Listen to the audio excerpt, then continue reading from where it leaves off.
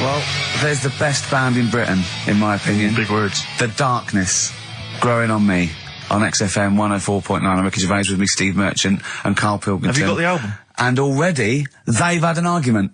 Yes. Well, I mean, I don't know whether we need to cheapen the show by discussing it, but I asked for a particular track. Karl is the producer, and he failed to get it for me. He's failed to get it for me. He's failed to bring it up from the record library. Completely failed in his mission. He needed to get 2 records, and he failed to get one of them. A 50% error rate there. Yeah, but like I said, I looked in the system, it told me what album it's on, I brought that album up. I'm busy. But, okay, so fine, you're absolutely fine then, that's no problem. You know, once again, that's a great excuse, Karl, brilliant.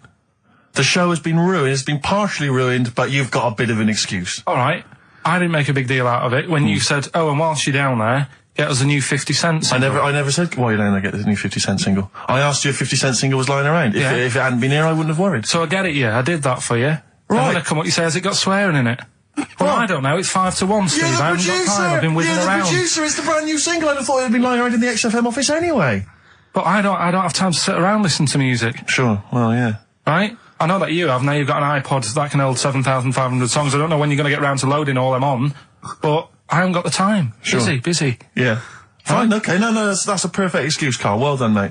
Right. I just hope that I never have to depend on you in a real emergency. I had a bit of bad luck as well. I wanted to play REM, and maybe the listener can help me here. Can you email in ricky.gervais@xfm.co.uk if you know what song I'm thinking of? It's an REM song. I think it's on the album of the last one before. And he says Mulholland Drive and I'm Steve McQueen. That's all I know. I'm sorry, I can't think of the title, so I need the title to look it up, if you know what I mean. I can't put in like that. I can't put in Mulholland Drive. The system goes, what are you talking about? So I need the actual title of the song to look up to find it down in the library. Oh, well, I'd go down yourself if you're going to go down to the library and get that. I wouldn't send Karl, because... ricky.gervais@xfm.co.uk.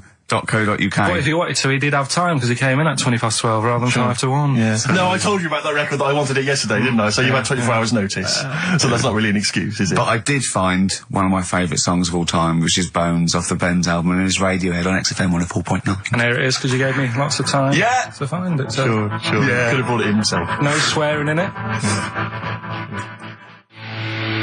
Bones. Radiohead. The Bends on XFM 104.9. And thanks to Paul, who's emailed There's in. a whole bunch of other people. Lots Nick, of people. we've got Davey, Steve, Ashley. It's Electrolyte. You know, it all comes flooding back now. We've got that. I've got it out of the library. We're going to play that. That's done. It's interactive. I've used the listener. I've shown the listener, right? I've helped them to help themselves. Sure. I've said, if you want to hear it, tell me what it is. They tell me what it is. They're going to hear it. Yeah. Do you know what I mean? Perfect. Saves going down the library and, well, we don't... Yeah, well, we know mistakes can happen if that, you know, we have to go down the library. Yeah, and I mean, I checked it, though, to make sure it was the right one, you see. It's just a little bit of... Well, it's a good rule, that, generally, if you pick something up, a CD, That's you know, right, we want to play on a radio Sort show, a it live out radio show, yourself. you normally check at the back. Oh, no, yeah, that's right, yeah, if you want a job done, do it yourself. You're absolutely right, Karl. So... But anyway, look, let's all make friends, let's kiss and make up. Yeah, touch and make up. Yeah. Let's just... Well, I'm up on Karl at the moment because it was my birthday in the week, and not only has he bought me a little vibrating thing to put on the chair, because I've got about that, so that vibrates, that. Actually, we can hear it. Yeah, I'm gonna do it between records now. Right, what's that doing to you as you It's just, it sort of like sends a little pulse into your sort of muscles, relaxes, doesn't it? I've got to relax on air. If I'm relaxed, the listeners relax, we're all happy. Sure. He's also got me this little electronic bongos, and I thought we could do like... Oh! Chimpanzee that, monkey news, so it's like a jungle sort of thing. Sure, yeah. Brilliant. Well, that's always been one of the great jingles, but even has so I've got the vibrating... Oh, chimpanzee that! Monkey news! Dr. Fox, if you're listening, I think you'll know that's a clear improvement in this show. So thank you for those. It's alright. Yeah. What did you get him? What did I get him? I couldn't get him anything, I was too busy buying myself an iPod. You're joking? Well, it's a little bit gay, isn't it, giving gifts to blokes? Yeah, it is, but for someone who's like major... Yeah. Play a record! Someone who's major? What do you mean, someone who's major? Well, because he's a major celebrity? No, made you. Oh, made you? Yeah. Right. That's what that's... Yeah. Crazy beat. Blur, alright? On XFM 104.9. Brilliant. Yeah, so, I also got, Jane got me a few nice presents, including my favourite of all of them, a real bow and arrow. A real bow and arrow? Yeah. Right.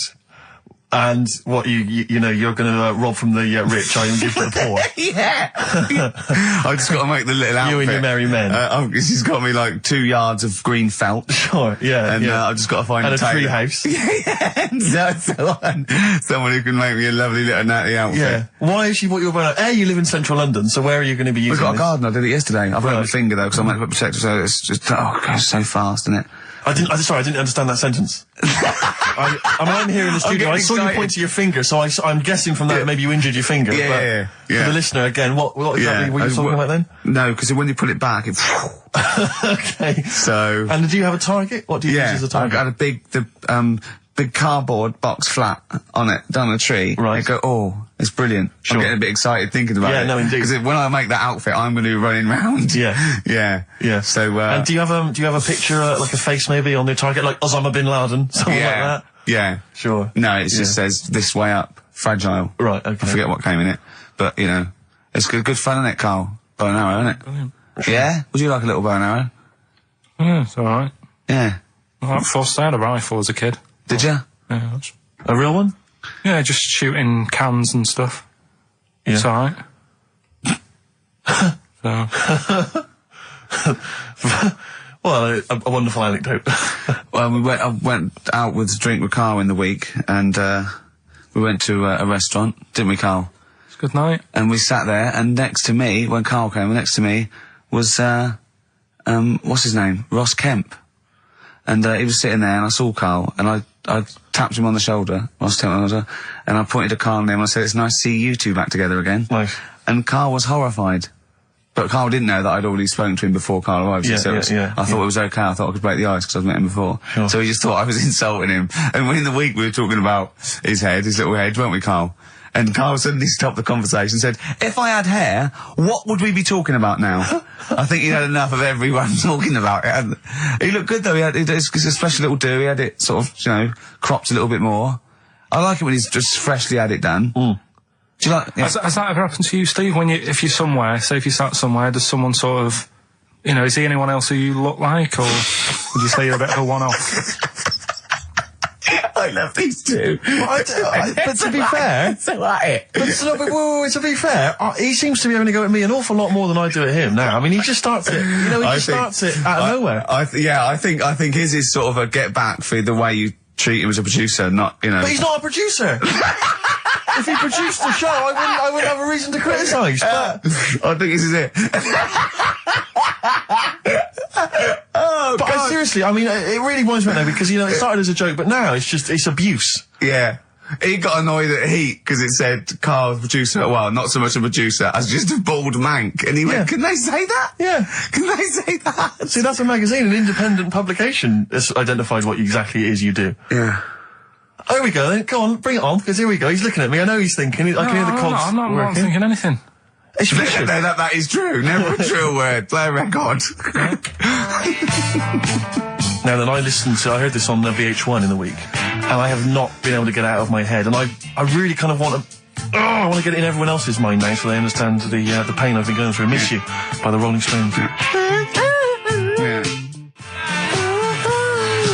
I hope that's now embedded in your brain and you can ruin a week by having to sing that constantly, irritating people in shops and everywhere you go. Miss You by the Rolling Stones. Good track. Carl, Jonathan, Ross came out of this, last week, and, we were talking about stuff, and Carl was mesmerised when Jonathan told a story that he was bored once in a hotel room and shaved his arse. He shaved his arse? Yeah. Sure. And Carl, you didn't stop questioning him, did you, for about... I just wondered, at what point do you sort of say, "Oh, this is getting on my nerves"? Do you know what I mean? Yeah. It's way too long, tucking it in his socks or whatever. Yeah. But it's not, I mean, it is boring in hotel rooms, because I told you before about when I was in Edinburgh, and I had nothing to do, there was nothing on the telly, and you've eaten the shortbread biscuits, and Yeah. so that's when I read the phone book to see how many... That's when you read the phone book? Well, to see how many Macs were in Scotland, McAteer, Macintosh, Yeah. and there was like, 42 pages. Yeah. Yeah. Jonathan, I don't know if he'd already done that. Yeah. And, he said he shaved his arse. Now, when we say shaved his arse, Not his cheeks, Oh, all of it. yeah, all of it. That's Did he say impression. that? Well, I think that's... but other than the cheeks, But then, there's not much left. But then we got to the fact that me and Jonathan, if we pulled our wealth, we could have shaved Carl's arse for £1,000. Right. And he said, yeah, for £1,000 you can shave my arse. Suzanne said, can I say this bit? Your girlfriend said what, Carl? She was annoyed. She says, well, I'm not allowed to go there. Why is anyone else? And of course, the whole table stopped and leant in and said, what? She went, he doesn't like me touching him there. I went, what do you mean? This is too much information. It was too much information. I like the fact that you've had this conversation with her. I like the idea that she touched your arse once and you went, woo, hands off. Yeah. I love you, but keep your hands away from my arse. Do you know why he said he's talking about the most intimate part of the arse, the middle arse he's talking about, and he said, I said, why? He went, it's a bit gay, innit? I said, how can a girl touching it be a bit gay? If you stood behind it could be anyone, doesn't it?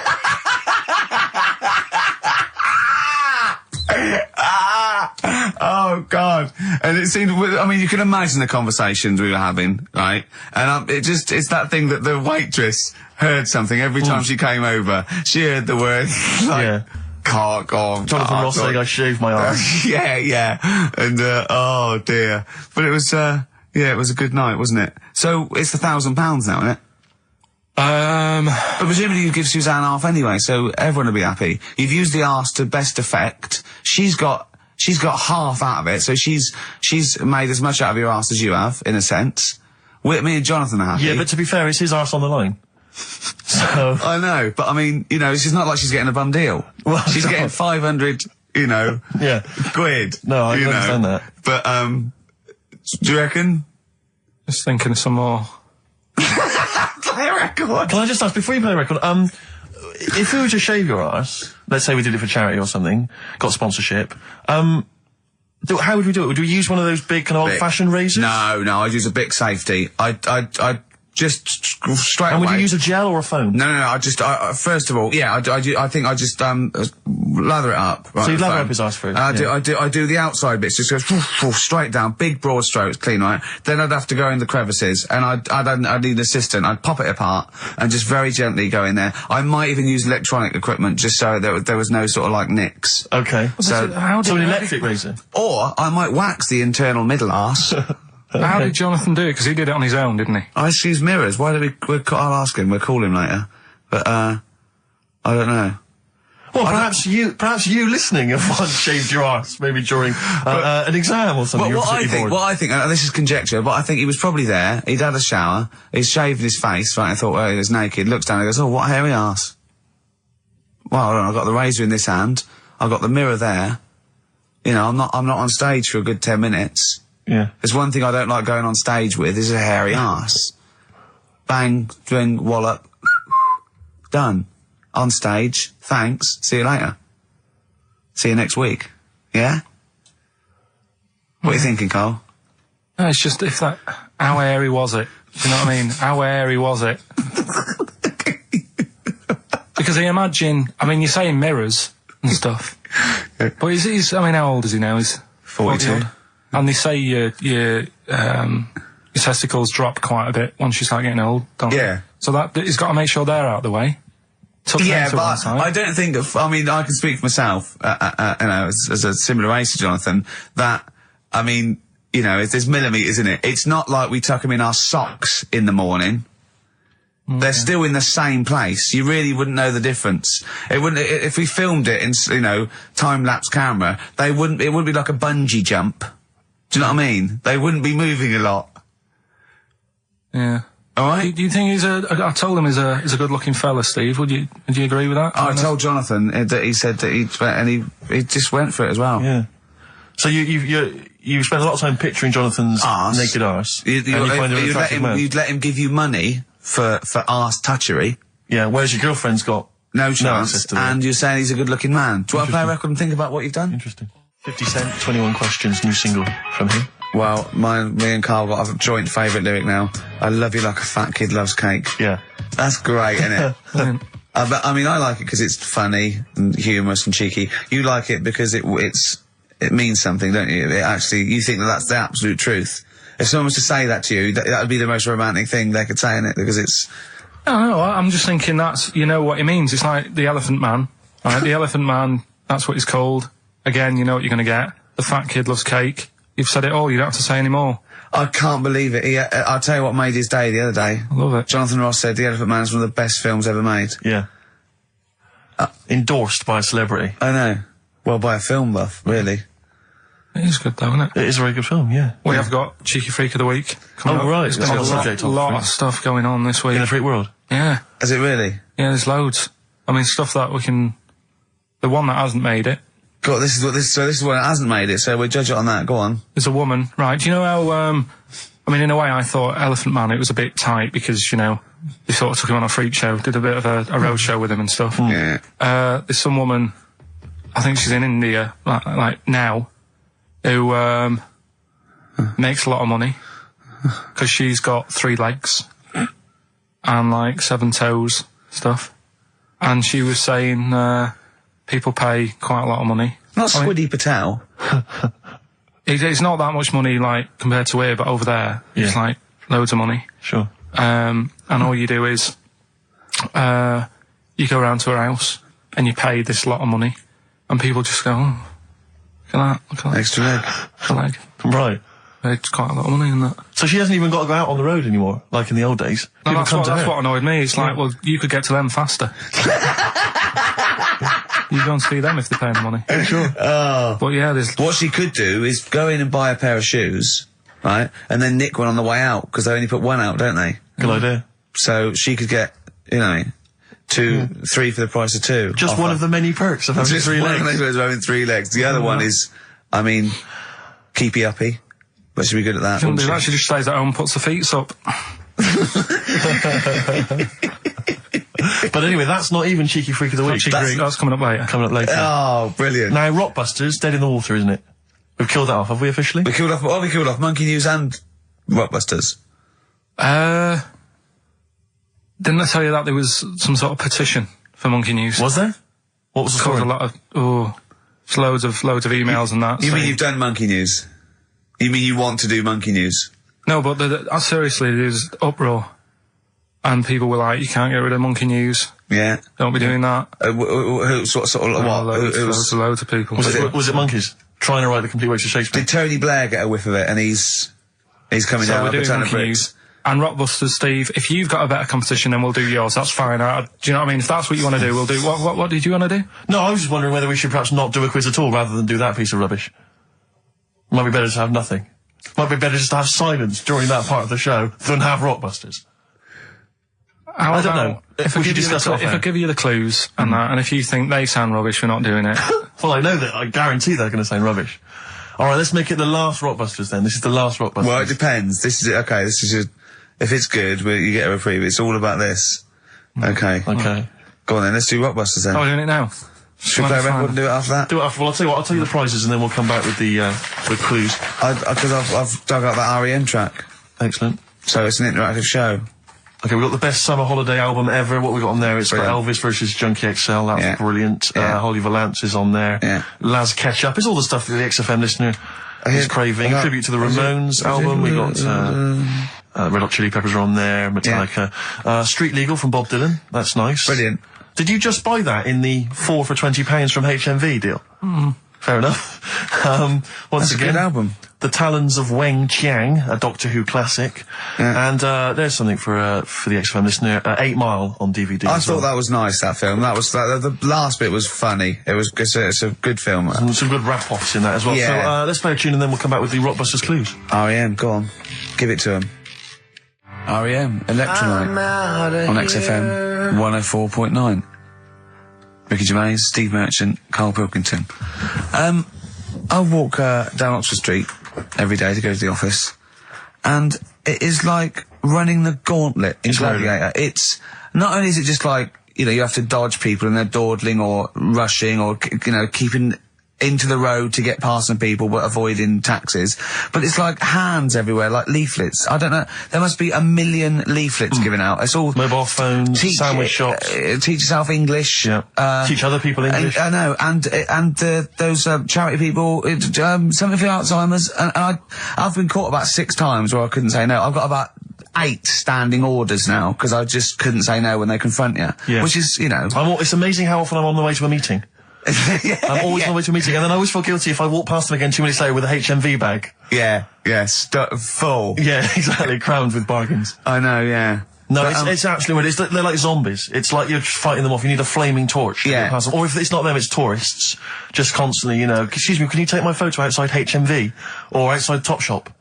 That doesn't happen to me. I always seem to have tourists. Just in the way, just kind of dawdling, looking up at the buildings. I walk so fast. I walk so hard. I put my head down and I just try and walk so fast everywhere now because it's But Oxford Street is just it's unbelievable now, and I think it's age that I've started noticing. Even if the window's open, and I hear just like cars and they're on the mobile phone. It's the loudest place in the world. Yeah. I don't know what we can do. Well, isn't it one of the busiest streets in? Is it either the world, the universe? It is mental. I think if we carpeted it. That would and help, put some curtains up. It would just deaden. It's like pubs with those polished floors and metal tables, and everyone's having to talk like that to be heard. The jukebox is quite loud, and I want to go just turn everything down. Yeah. Let's put some carpet down. Just talk quietly like this. Yeah. Let's put the music down a little bit. We'll have a good time. I've never quite understood that impulse. I don't know, again, if it's age where you go in a club or a pub, as you say, and the music's just slightly too loud, so it just makes everything slightly tricky. It's slightly tricky to have a conversation. But what annoys me is when it's for the amusement of the barman or barmaid. If they're bored, they're in a pub, they've got the music up, their music up, right, techno blaring, right, they've got a telly on, watching a soap opera, and I want to go, choose one or the other. Yeah. I mean, what are you watching? I got a minicab last night. I imagine you don't travel in minicabs, but the guy driving, one of those guys, I know he's driving a cab on a Friday night. Okay, no one wants to be doing that. And he had one of those phone, the little earpieces that you put in, so it looks like they're talking to themselves. And he's there, and he goes, where are you going? I went, crouching. He went, and he's chatting on his mobile phone the whole time. His voice was so loud, he had the radio on as well, and he wasn't concentrating on the road. I just thought, look, I'm paying you £10 here to take me somewhere. Please, just stop chatting or arranging your social life for 2 minutes. Yeah. Get me to my destination safely, and then you can resume your conversation. My favourite one is, I'm going to so-and-so terrace, please. Where's that? I want to go, right, you're not taking me then. Yeah. I mean, I don't know. I don't know. Exactly. I don't drive, I'm paying you. That's why I'm paying you. That's got to be part of the service. But, I mean, I know people who've been in many cabs, didn't know where I was, and didn't have an A to Z. No, I was in East London once. I said to him, I'm going to North London. He went, where specifically? I went, Swiss Cottage. He went, sure. I said, do you know the way? He went, yeah. Set off.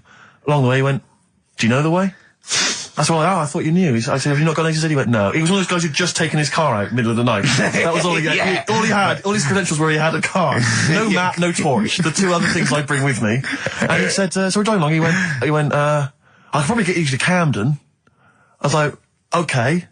He went, it's the start. I mean, that is the start. Exactly. He went, do you know the way to Camden? I thought, pull over. It's not worth it. I'd rather hitchhike. I'd rather walk. Ludicrous. Those people who just go out. Yeah, they just take a car out to earn a I bought a fiver. car.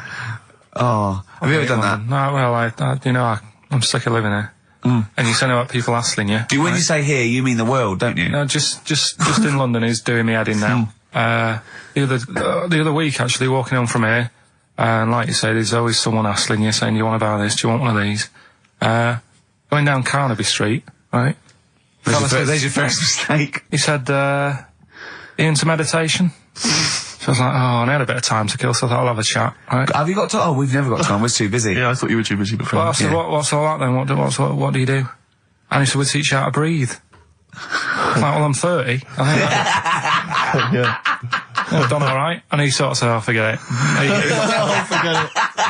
it. I'm 30. And in Selfridges, they do, like Evian or whatever, that water company there. And they've got like little glasses of water, and you walk past and go, have you ever tried this? It's water. Yeah.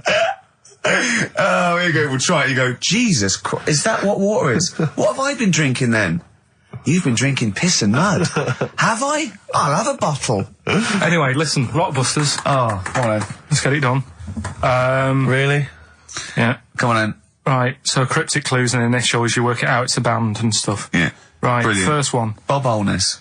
The first clue, the doctor said part of the foot and the leg was no good, so he took him off and he threw him away. That's the clue, the initials Okay. TB. Okay. TB, right? The doctor said part of the foot and the leg was no good, so he took them off and threw them away. Second one, the Scottish monster has got a bit of a tan, right? The Scottish monster has got a bit of a tan. Okay. That's TD, right? And the last one, well, the 60s singer had a heart attack whilst he was having it away. We won't be seeing him again. Right? And that's FNM. FNM. Well, the 60s singer's had a heart attack. He was having it away. We won't be seeing him again. Email in ricky.gervais@xfm.co.uk. Remember, this is to save Rockbusters. If people don't get this, right, it's no more. So you better, if you want this feature to stay, you better get the clues. Right? Good work, Carl. We'll give those clues again after the next tune. What are we playing? And listen to- Yeah. Oh, you love it, don't you? You love it. Good, it's a good stomping pop #1 rock. XFM. Jane's Addiction, just because I think things are rocking up. They are indeed. Rocking up in the land this year, Steve. Yes, that's good news, I think. Evanescence, them, The Darkness, rock-tastic. XFM 104.9, Ricky Gervais, Steve Merchant, and Karl Pilkington of a Saturday. Can I just say that the shaving your arse feature from earlier, if you missed that, that was 1:30. That was a discussion on shaving your arse. Yeah. It was great stuff. That seems to have caught the public imagination. Yeah. We've had so many emails. We've had someone telling us exactly how to shave your arse. Yeah. So if you need that information, I can probably forward it to you. Well, I think this will be the year of rock and arse. Exactly.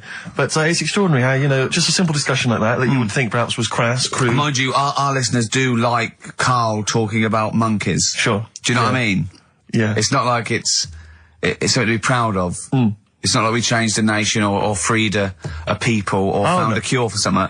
We hit them in their, at their level with monkeys and arses. Yeah, exactly. It's what our listeners love. Yeah.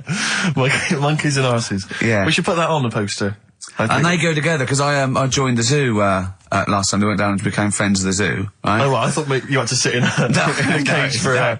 6 days a week. That thing happened. I went straight for the chimps, Of course. right?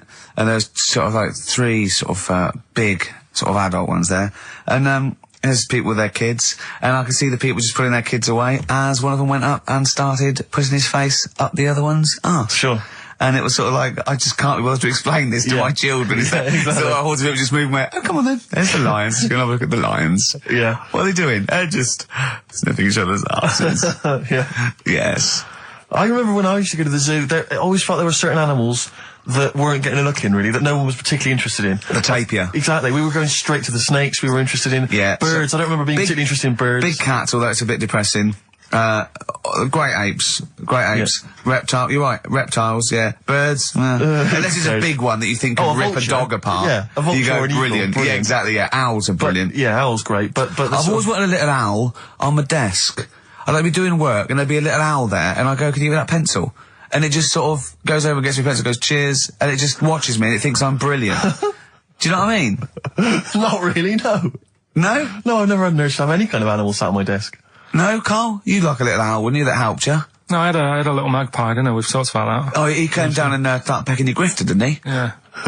What was his name? Maggie. Sure. Brilliant. Inspired. And you took it to school and it didn't come back once. Didn't come back. Didn't see it again. Oh dear. Did it ever peck your head? Because you used to have hair, didn't you? Yeah. No, it did. It started getting a bit violent. Really? Yeah.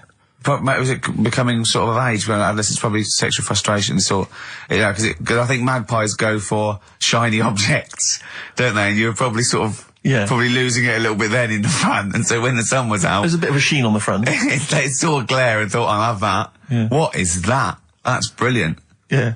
Or as it was sort of pecking away, it mistook it for a tree.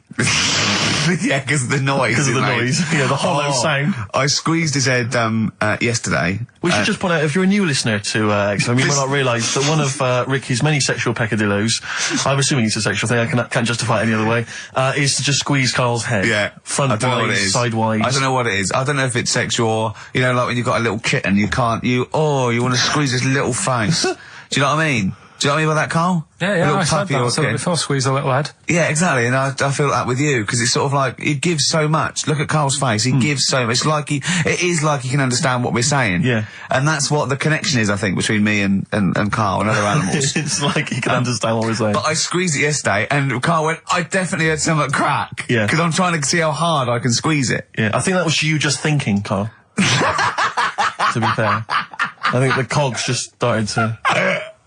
No, I mean, I think there is a danger, because I think there is a danger that you could squeeze it too much. Yeah, I know. He did a good deed today, the other day, didn't you? Was it? Yeah. What were you up to? You were just, you were talking about, like, you know, being hassled in the street and stuff. And, I get hassled a lot by the homeless. Don't we all? You should go home to sleep. Yeah. I'm here, mate. But no, I do treat them a lot. You treat them. I love that. You had a good day? Yeah. You've been good? Yeah. There you go. That's 50p. Suzanne does the Save the Children thing. You were talking about, you know, charities hassling you all the time. She does that. And I sort of say, well, you do that. I'll look after You'll take care of the homeless. I'll take care of the odd tramp around where I live. And how do you treat them? Loads of different ways. 50p I might give them. Yeah. Or I might, you know, they'll sort of say, oh, have you got any money? I'll say, what for? And they'll go, I'm really thirsty. So I'll go, well, hang on a minute. And I nip and get them a little Diet Coke. Sure, Diet Coke. Yeah, they want to watch their weight. Yeah, yeah. They're going full fat. Oh, what an insult. Yeah, exactly. To a man like me. Yeah. You know, I'd rather treat them than... Because a lot of people spend money on, you know, problems abroad and stuff. Right. Oh, I just God. think, you know... Yeah, famine I'm relief. just saying. Oh, God. Like what? What do you mean? Like famine relief? Well, you do get sick of it, don't you? You know what I mean? It's that... You get sick of No, it. I'm just saying. Wait. Go No, on. I'm just... I know. Just let whatever you do now, Steve, don't interrupt, because I'm scared, but I just think it's worth it. There's so many issues there. There's freedom of speech. Yeah. There's we're not responsible. Yeah. There's he'll get away with it because he's a buffoon. Yes. And it is entertaining. Exactly. So go So on. what's Carl. your All thought? I'm saying is you're saying, you know, who do I give me money to? Is it, you know, little, you know, sick kids or whatever, or is it old people or whatever? HMV. That's where he gives his money to. Chiefly, they get a lot of it, yeah. Yeah. And for me, I just get sick of, you know, problems abroad. It's like, what do you do? What do you do with famine and that? What are you meant to do? How can you solve it? It's gone on for years. Yeah. And it just keeps going. We keep giving them money. They keep spending it. And you're not getting any return for your cash. Well, it's just how many times, you know, they've got to learn. What do you mean they've got to learn?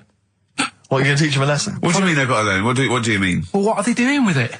Yeah, they must have like better interest accounts or something where, you know, look after, put the money in the right things. Sorry, do you think that Bob Geldof sort of writes him a cheque? He goes over and he's in the helicopter and there's millions of them, and they go, it's Geldof from Boomtown Rats. Brilliant. They go, I If hope, there's one man that can help us. yeah, I hope he doesn't sing. He's not going to sing. He's got some money for us. And he comes down and he goes, do you want a cheque or do you take Switch? They go, we don't take Switch. He goes, there's a cheque. They get He's things doing like... it again though, isn't he, as well? I Is mean, he? I like, you know, he used to work here, Bob. He's a lovely fella and that, but, Yeah, he's a lovely man. but how many times can you save the world? You know, Yeah. he's over there again helping out, and it's like, well, you know, what do you do? Are you saying don't bother because it keeps happening? Not for well, I'm not saying that. You know what I mean? I'm not daft. So that's what you're thinking. And Carl, you are daft. Yeah, exactly. I don't know what the answer is. Do you know what I mean? So you're just saying wash your hands of the whole affair, leave them to it. Yeah. Sure. Are you really just saying it's sort of, it's nature, it's tough luck, just don't interfere? Like a wildlife programme. Is that what you're saying?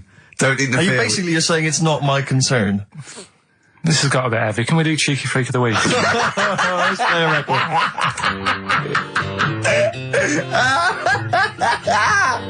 Oh, God! My Hey Hey out of the blue from the album Rust Never Sleeps by Neil Young. Such a brilliant song. Oh, he's a great musician. He's amazing. Yeah. He's incredible. I think we're playing Neil Young track a week Okay. from now until Christmas. Brilliant. Okay. Alright? Excellent. On XFM 104.9, I'm Ricky Radio with Steve Merchant and Karl Pilkington. We were talking about the homeless. I saw a homeless guy in the week as I was walking down Finchley Road, and he was peering in the window of one of the Dixons or something like that, just checking out the details on one of those cable TV packages. And I thought, one step at a time. I mean, firstly, I don't know, start eating your dinner off a plate. Yeah. and then work your way up to, you know, a house, a home, a widescreen TV, A roof. digital television. But it's odd. Well, that might answer one of the questions, because I keep getting recognised by homeless people, and I never know what to say. I go, oh, is your... I think, well, either they're not really homeless, and they've, you know, I don't know, they've got sort of digs or something, and they watch television, or the scariest one is that they've become homeless in the last few months since the office. And I think, oh God, that's really scary. Or they are watching it in Dixon's. They're queuing, going, the office is on tonight. Yeah. What are you doing? Yeah. Going down to Dixon's. Or they think you're one of them. Or that, well, I am. Because, I mean, the way you dress. Well, no, some that are probably not quite, got their faculties, maybe a little bit worse for wear, think they recognise me. And they whole scenarios where they're going, remember we were chatting, I was going, yeah, how are you? And it's just they recognise someone. Right, yeah. But that's a bit weird. But I mean, I think that's the worst thing, homeless. On a serious note, it is outside health. Well, we're talking about charity, and I don't know, I sort of, got these stand orders where I've been sort of caught in the street. But the ones that I'd choose, I'd always think, charity is what touches you. You can't change the world, but you can change your bit. So cancer, obviously, because I'm so I give to cancer. And I think outside health, the next one must be being homeless, because there's nothing you can do. It's got everything. You're scared, bewildered, you're cold, hungry. It's just everything. Even if you're healthy and homeless, eventually you're not going to be. But I do feel bad because, you know, I always feel that I want to give to the health charities, like cancer, for instance, because there's that fear that I might get it. Well, yeah, it's not just that. It's just like, if you're not healthy, that's the first thing, isn't it? If your life's being threatened, there's nothing else you can really worry about. Yeah. But, I don't know if that makes it wrong, though, that it's like I'm investing in a possible future. Yeah. Well, not really, because it's the same for everyone, isn't it? But, you know. Yeah. Oh. I saw a homeless guy as well, looking through the bins, but he wasn't pulling out food and scraps, he was pulling out newspapers. Just having a read. Yeah. I always found that odd. I see that a lot, homeless guys. I don't know if they're just checking out the TV listings. Or when he finally gets his When's the office cable. on? Yeah, the office, they've moved it. They've moved it to Choice and, UK Gold. I don't blame him, because, I mean, there is some cracking stuff on cable TV. There's great stuff. But I was flipping through the other day, and on digital TV, you can see what other shows are on while you're watching something. I was flipping through, and there was one, and it was called, now, when are you ever in the mood to watch a TV show called I Survived a 200-pound tumour? When was that on? Because it seems to me that if you've got a 200-pound tumour, you probably want to watch something else that'll take your mind off it, Big Brother or whatever. I'm not £200. Well, I can't imagine what this is. A £200 tumour. It must have been an error. £200 tumour? It must have been a £200 tuna. It was probably someone fell in the water. Yeah. And it came I at him. survived a £200 tuna. Yeah, and it was just a spelling mistake. Sure. A £200 tumour. Isn't that like kind of having That's Mr. another T person. That attached is to it? another Yeah. person. Maybe, oh my God, maybe it was all his life they told him it was a Siamese twin. But someone had just painted a little face on it when he was at school. Just drawn a little face Exactly, on it. yeah, and they go, it's not your twin brother. He goes, isn't it? He goes, no, it's a tumour. We better take it off. It's £200. £200. That can't be right. You sure it wasn't £20 tumour? I'm assuming that's what it probably would have been.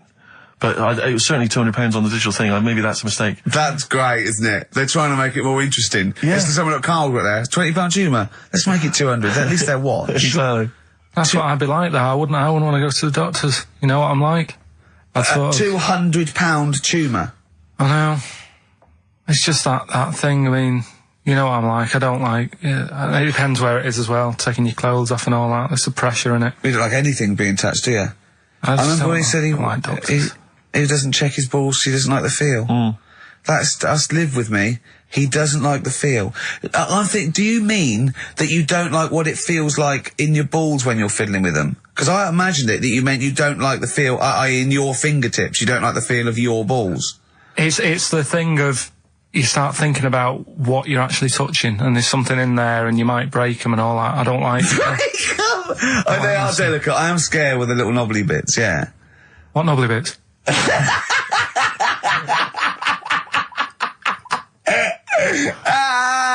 But I'll tell you what, it's that thought at the doctors. It's that thing of, it's not taking your clothes off in front of him, right? It's the way you've got to take your clothes off, but he asks you to go behind that curtain to do it first. Yeah. So there's more pressure, because then you come walking out with nothing on. it's like, why have you asked me to go behind there? Yeah. Rather than if I just sat there having a chat and he's going, so, Yeah. how have you been? It's like, alright, and just taking the pants off. Yeah, And then exactly, yeah. It's the What was pressure it, don't take your clothes off, and you came out and he lit a candle, and there was Yeah. some soft music on. The lights were down. Nice. Yeah. Or he said, if it'll make you feel more relaxed, I'll take my clothes off. Yeah, exactly, yeah. But I'll do it in the form of a striptease. Now, Carl, I'm going to ask you the question, knowing the answer. What do you think of maybe a gay doctor just checking his testicles out? He's a professional, he just happens to be gay. That would never happen, would it? What are you talking about? Why not? Oh, speaking of, Go on, doctors. no, gay What? people and that. Do you know when we discussed, gay-only toilets? Yeah. It's only, it looks like it's coming into action. No, it doesn't. Right. No way. It was mentioned again Where? on, Your head. no, I think Do it you was on- think that people in positions of power are listening to this show getting ideas from you? Tony Blair. Makes you wonder, doesn't it? No, it really does. And the funny thing is, why are they getting upset? Why are gay people getting upset that they might have to have their own toilets? Carl, you don't know what you're talking about anymore. You don't They're know having a what sly look. You don't know what you're talking about. Okay, can we have Cheeky Freak after this? If you want. Placebo. This picture on XFM 104.9. Steve, you're thinking of taking over as producer, aren't you? Well, I just think it's a shambles. I've asked for Cheeky Freak of the Week, and it appears that Carl's not ready. He's not prepared. No, I can sort of remember it. It's just that I like to have all the information. Contempt for But the you've just listener. had just a whole bunch of adverts and placebo in order to get it ready. We're shouting, we're having a shout and that. Right, do you want to sort yourself out in future? Yeah, that's what we were chatting about. Someone emailed in about they watched the £200 tumour thing, and when it was removed, it was carried away in a wheelbarrow, right? Carl said, what, even when she had it removed, she still carried it round in a wheelbarrow? And he went, I thought it's sort of like she'd become attached to it. You definitely are my favourite thing in the world. It's great. Look at the way he's looking back. But I think they're all the same. The people, I have had more emails about people saying I watched the £200 tumour and I documentary shaved me arse. than anything else. I know. When we ask questions come about up with science, Shakespeare, we talk, yeah. Nothing, High silence. concept, we talk about political issues. one person emailed in, they said, I tuned into the £200 tumour documentary. It looked disgusting, I couldn't watch for long. What were you expecting? Yeah. That it might sing and dance? Do a little show for you? Anyway, so what's these are really your listeners, Carl. Now, I think do you know what I mean? You sort of, you find your niche, you attract your, I think me and Steve are pretty much just here. I think the people that we had in the early days, Rick, they've long since abandoned us. They jumped ship. They've got jobs. Yeah. They've got jobs. They're out now. They've been released. Exactly. Yeah, they're getting their life back together. Carl, Come so on then, what's the Carl. situation with Cheeky Freak? I've got like a couple of bits. Like I say, I haven't got the in-depth stuff that I know. Oh no, because usually it's it's Heavily pretty researched. scientific. Exactly, yeah. Do the jingle. We've come up with a new one, haven't we? The Freak, say chic. Cheeky Freak of the Week. Right, well, couple of bits. I don't know which one to use as the main feature for this week. It's that good, is it? Well, there's been another one born. What? Little kid. Who on? 4 eyes.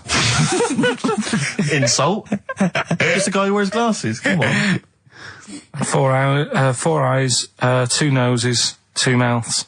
That's weird, isn't it? This bloke, did he also have 2 heads, 2 bodies? Sort of born sort of slightly separately? He wasn't stood next to a mirror. No, it's weird that, isn't it? That's all you've got. Is it? I love that. That's weird. That. Imagine the doctor said that. Well, Mrs. Parks, kid's got 4 eyes and 2 noses. Weird, isn't it? Any clues? Any clues? So that's it.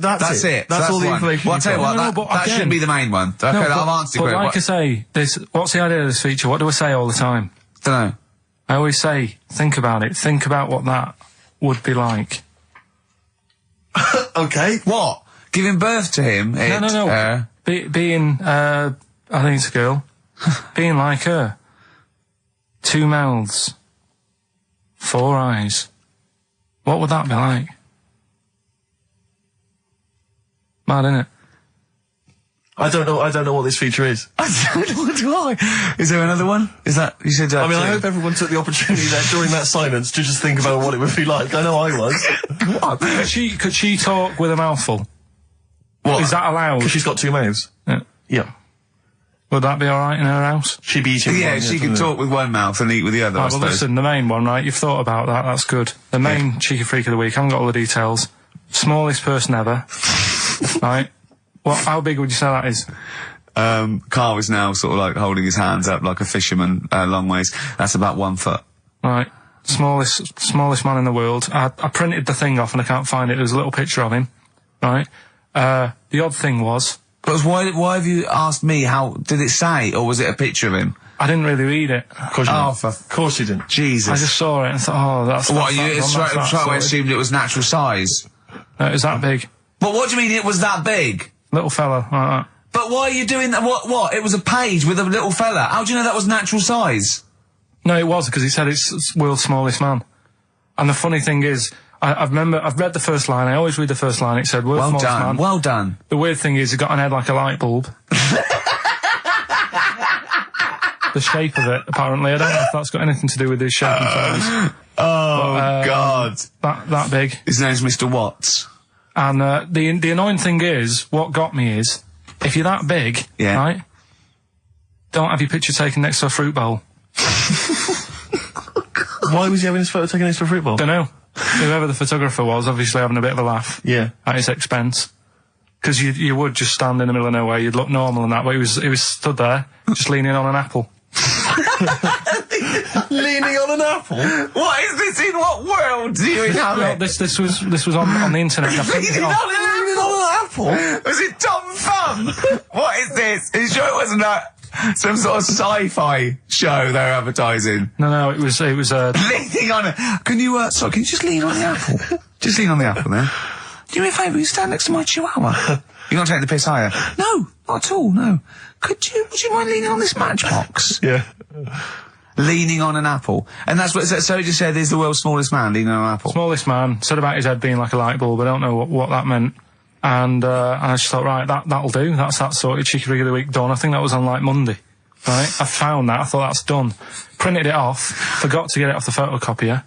Someone's nicked it. Play a record. You got to... You know, it's just, Steve. No, can I just say, there's no Carl, point. please, There's no if point. I say, let's have Cheeky Freak of the Week, and you haven't done your research, you haven't got the information, just tell us you can't do it. But don't lead us on. Don't say this in on this charade. radio. Hold your hand up to me and go, how tall is that? It's nothing. That's This is radio. nothing. It's nothing. I think it was that big because he was leaning on an apple. It's not enough information. But, imagine Trevor McDonald coming on, going some news, some stuff. How big's that? How big do you think that is? Yeah. Because there was a fella, coming up after Chris Tarrant.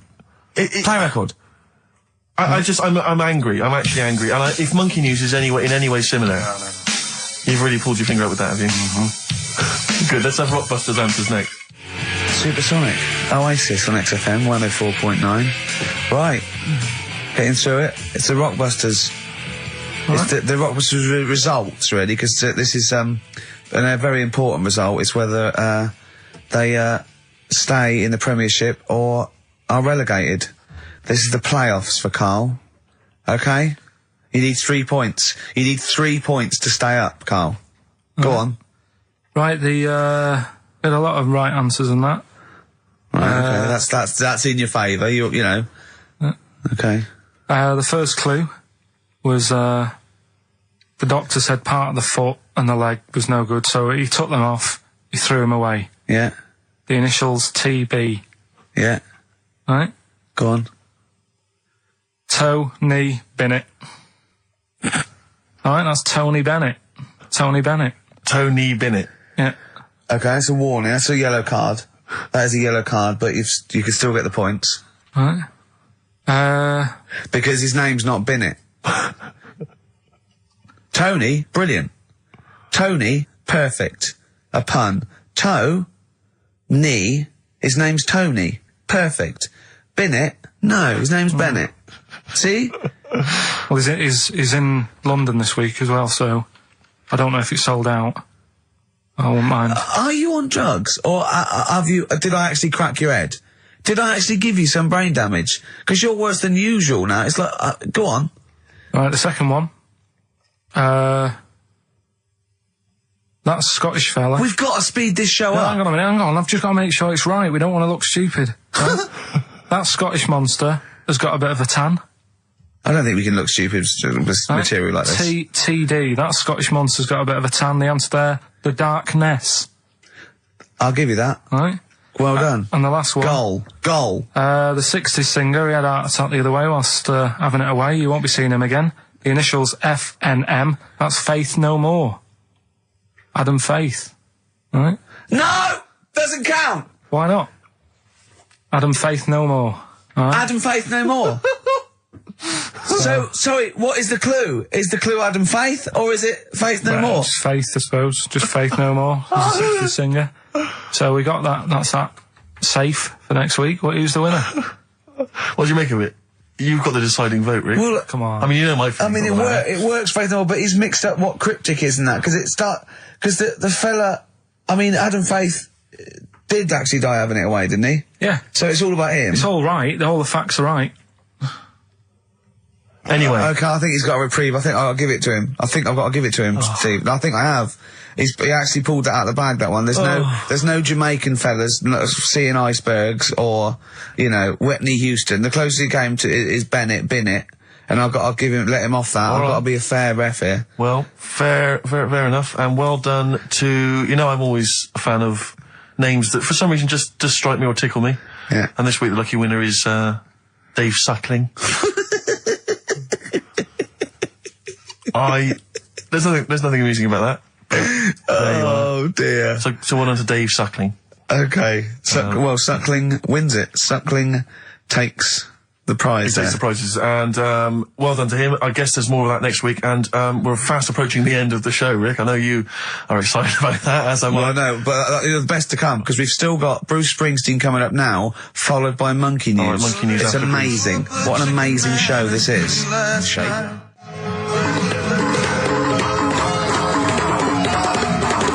Chimpanzees at Monkey News!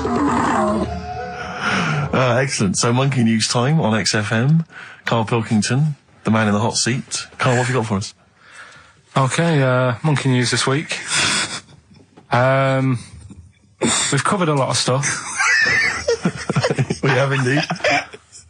Now, do you know, like, there's places where you can go for, like, weekend rests and stuff, Sure. and you relax, you sit in a little spa, you might have a swim and stuff. Well, they've got a place done for monkeys. Of course they have. Right? They can go there, they relax, forget about all the stuff they've got going on in their head. They can have a manicure. Right. Got nice meals. It's not called a manicure, though, it's called a chimp-cure. Beauty treatments. Yeah. Right? Look good and stuff. Yeah, well, look good, feel good, yeah. Now, you might think, well, that's pretty normal. Well. The bit I haven't told you about is actually run by a couple of chimps.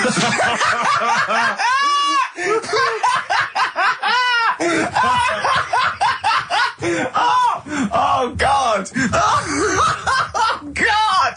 Oh God! You're a maniac! Right. Oh, for Christ! Oh. Let's just. That's like coming a chimp. Of course it's not. No, it is, because think about it, right? No, not think about it. What do you mean? Yes, it is. Of course, it's not run by a couple of chimps. What do they do? Get a loan? Right. If a chimp wants Yeah. to have a rest, Yeah. where would you go to? A place that's run by humans that don't know what chimps' needs are. No.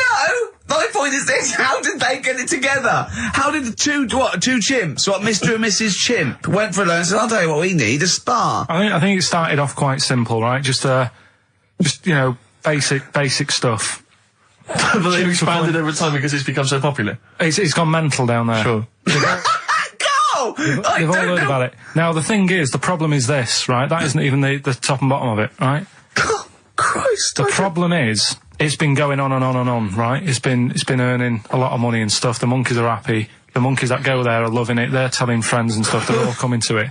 Now, the problem is, it's this little monkey, little man monkey and a little woman monkey, right? Yeah.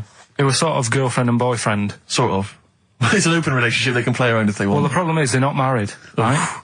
Now, trouble brewing. the lad monkey, fella monkey, he's getting quite old. Mm. And the problem is, because it's his name that's down on all the stuff. Karl, All the forms. actually, Let him I don't- finish. I'm getting scared now. Let him finish. It's his name on the business, and the problem is, his missus is kind of like, what's going to happen? Sure. What are you passes where are you away. getting this from? Internet. Oh, I don't know where to start. No. This is the... Can we just hear the end? This is ridiculous. So the problem is, the female girl- monkey is worried that the male monkey she's worried. is What's going to die. What's going to happen with the business? What's going to happen? Of course. Right now, What do you mean, the business? the health There isn't spa, a business. It's a joke. Health Rick, spa. you're not listening. His name's on the form. The male monkey's name, it's in his name. Now the problem is, Oh. the woman monkey has got some kids, but because they're not blood relatives, it's not going to be handed down to them. And the court, They're kids from a previous monkey marriage. yeah. Right. So that they're not going to get it. Let me just check this out. Yeah, otherwise you don't want to check the facts, otherwise you could look like a twat spouting shit on the radio. Please check the facts for scientific And security. they're just a bit worried because they're saying that the people in Ohio, which is where they've got the little health thing going on. So it makes it more believable that it's Ohio. Mm-hmm. I thought you meant it was Berkshire, in which case it would be rubbish. It looks like the local people are trying to get in there. They've seen the success of it. Sure. And they're They want a trying piece to of go the in and action. take it over and stuff. Yeah. So, Give me the piece of paper. Throw it away. Play a record. That's the worst one I've ever heard. And there's something wrong with you. You're educationally subnormal. Final tune from us, Tim Buckley. Lovely song called Wings. Back next week? Yep. Yeah. See you, Carl. Well, here we are again, XFM, on a Saturday, just gone 1 o'clock, Steve, if I'm very much mistaken. But we're not here, as such, we're away again, gallivanting around. We've got to do the special sort of best of again. Okay. Which we did a few weeks ago, so this is the best of the last 3 weeks. Which I think is, I think it's the best 3 weeks we've ever had. But I'd like it condensed into 2 hours. Yeah. Yeah. Some great music as well in there. Yeah, there'll be some great music interspersed with fine chat that you've already heard. Yeah. Except this bit. This bit's new. We've actually, out of the kindness of our heart, we've come in last week. Yeah. Yeah. And we've done a few clips just because we felt a bit guilty about shooting off. Yeah. And leaving. Even now, having heard this link, I'm beginning to wonder if it was worth our time. Yeah. Well, should we play a classic link? Let's play, what, from the last 3 weeks? After this is Feeder. alright, so, here's the first bit.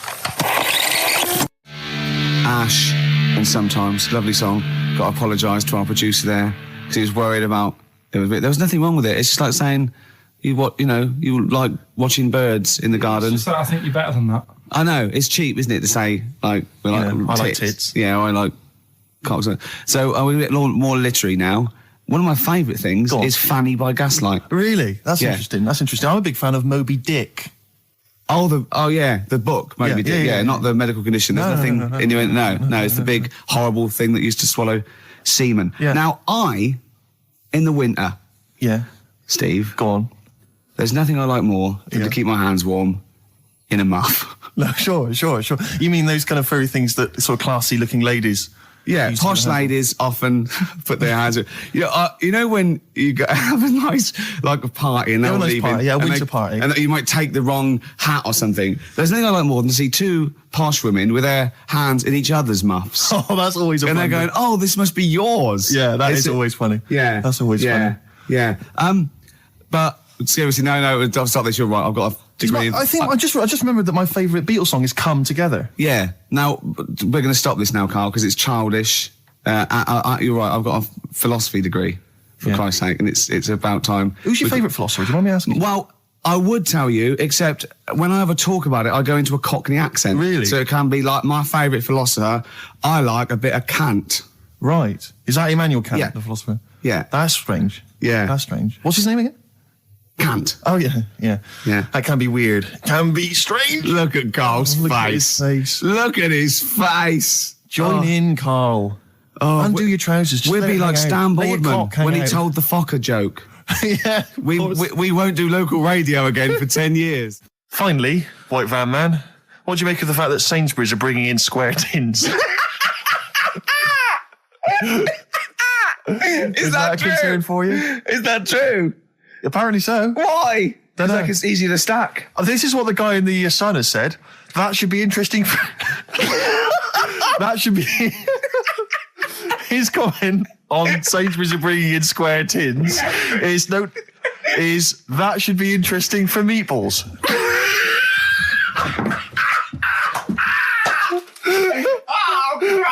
Ricky's just collapsed on the floor. Let's just play a song, Carl. I don't think even you can top that. Cooper Temple Claws. Who needs enemies? Good question, lads. Nobody. This is XFM 104.9. I'm Ricky Gervais. Oh, they should print a little book of those. They're great. Oh, how you can relate any song or artist to anything else. Easy. Joyful. Easy. Well, yeah, so me and Karl went out for a beer, and it was great, wasn't it?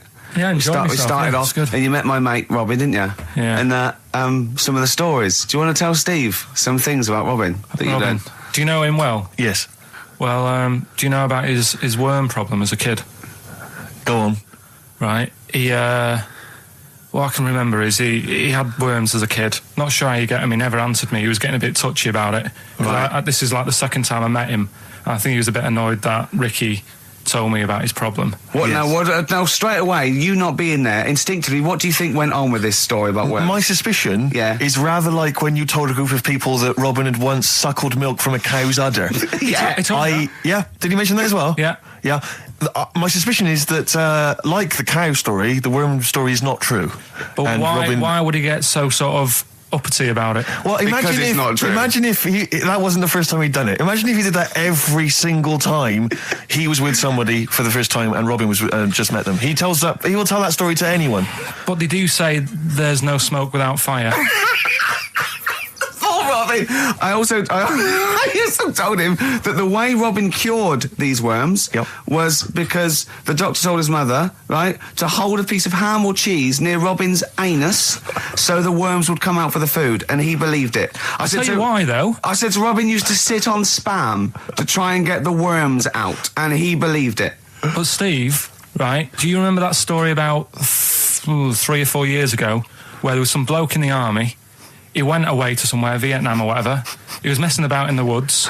Messing about in the woods?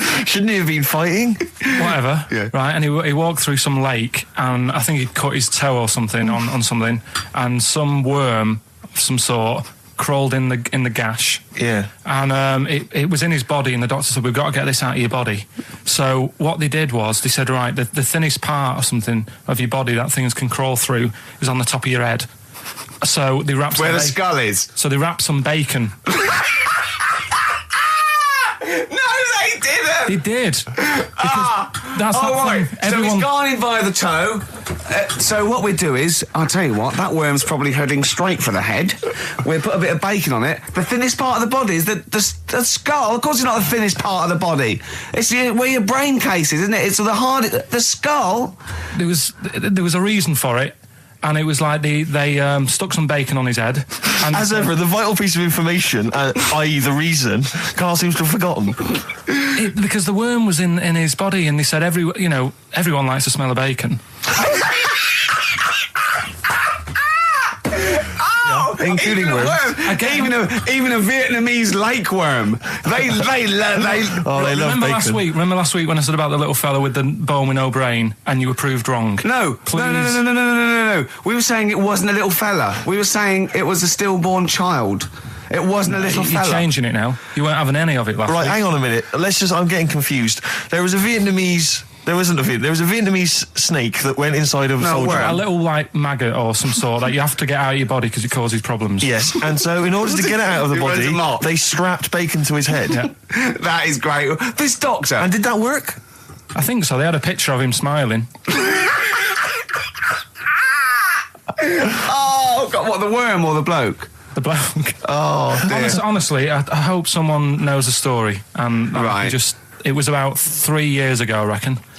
Okay. And, it did work. GI bacon. So this is why I when And so what, the worm burrowed out of his head to get the bacon? get to the bacon. Right.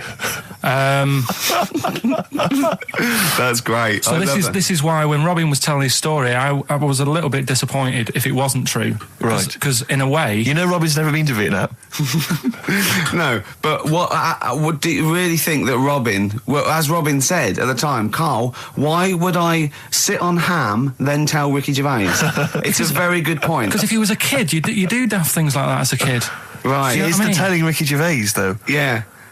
And then, oh, bless him. Okay. And then anyway, then Robin left, and I tried to chase him, but he got away. He knows that and then we had a few pints, and then Carl embarked on some of the greatest stories ever told. Can you tell the story about your dad? Let me run it by. I haven't spoke to him all week, so let me run it by him. Okay, play records. Because What we got? we've got one of Steve's. Yeah, well, tunes. bizarrely enough, this comes from the Teachers 2 soundtrack, the soundtrack to the current TV series. There's a slight whiff of nepotism in the air. Yeah. Rick, would you like to explain why? Well, that's why you're doing it. No, my girlfriend worked on it, but Yeah. you were going to play this anyway, weren't you? Well, I was actually. Bizarrely enough, I was going to play some I Am Clute, and this is from, as I say, the Teachers soundtrack. This is called To You. It's a good track. That's I Am Clute, a track called To You from the Teachers soundtrack. That's also got, I know it's the Electric Soft Parade, the Hives, Star Sailor, Feeder, Turin Breaks, Mercury Rev on there. It's a good little collection. Lovely. Carl has just had confirmation. He's looking smug because someone phoned up and went, it is true, it's a Laogai chi worm and you wrap bacon around your head. That's all the bloke knew as well. Yeah. And his name was Gary. Yeah. So I'm not having it. No. And he said, see, that's why the Robin thing isn't so weird. He said, but when you said he tried it with cheese, he said I was having none of it. He's got standards. Strokes, hard to explain. Like Carl, really. Yes.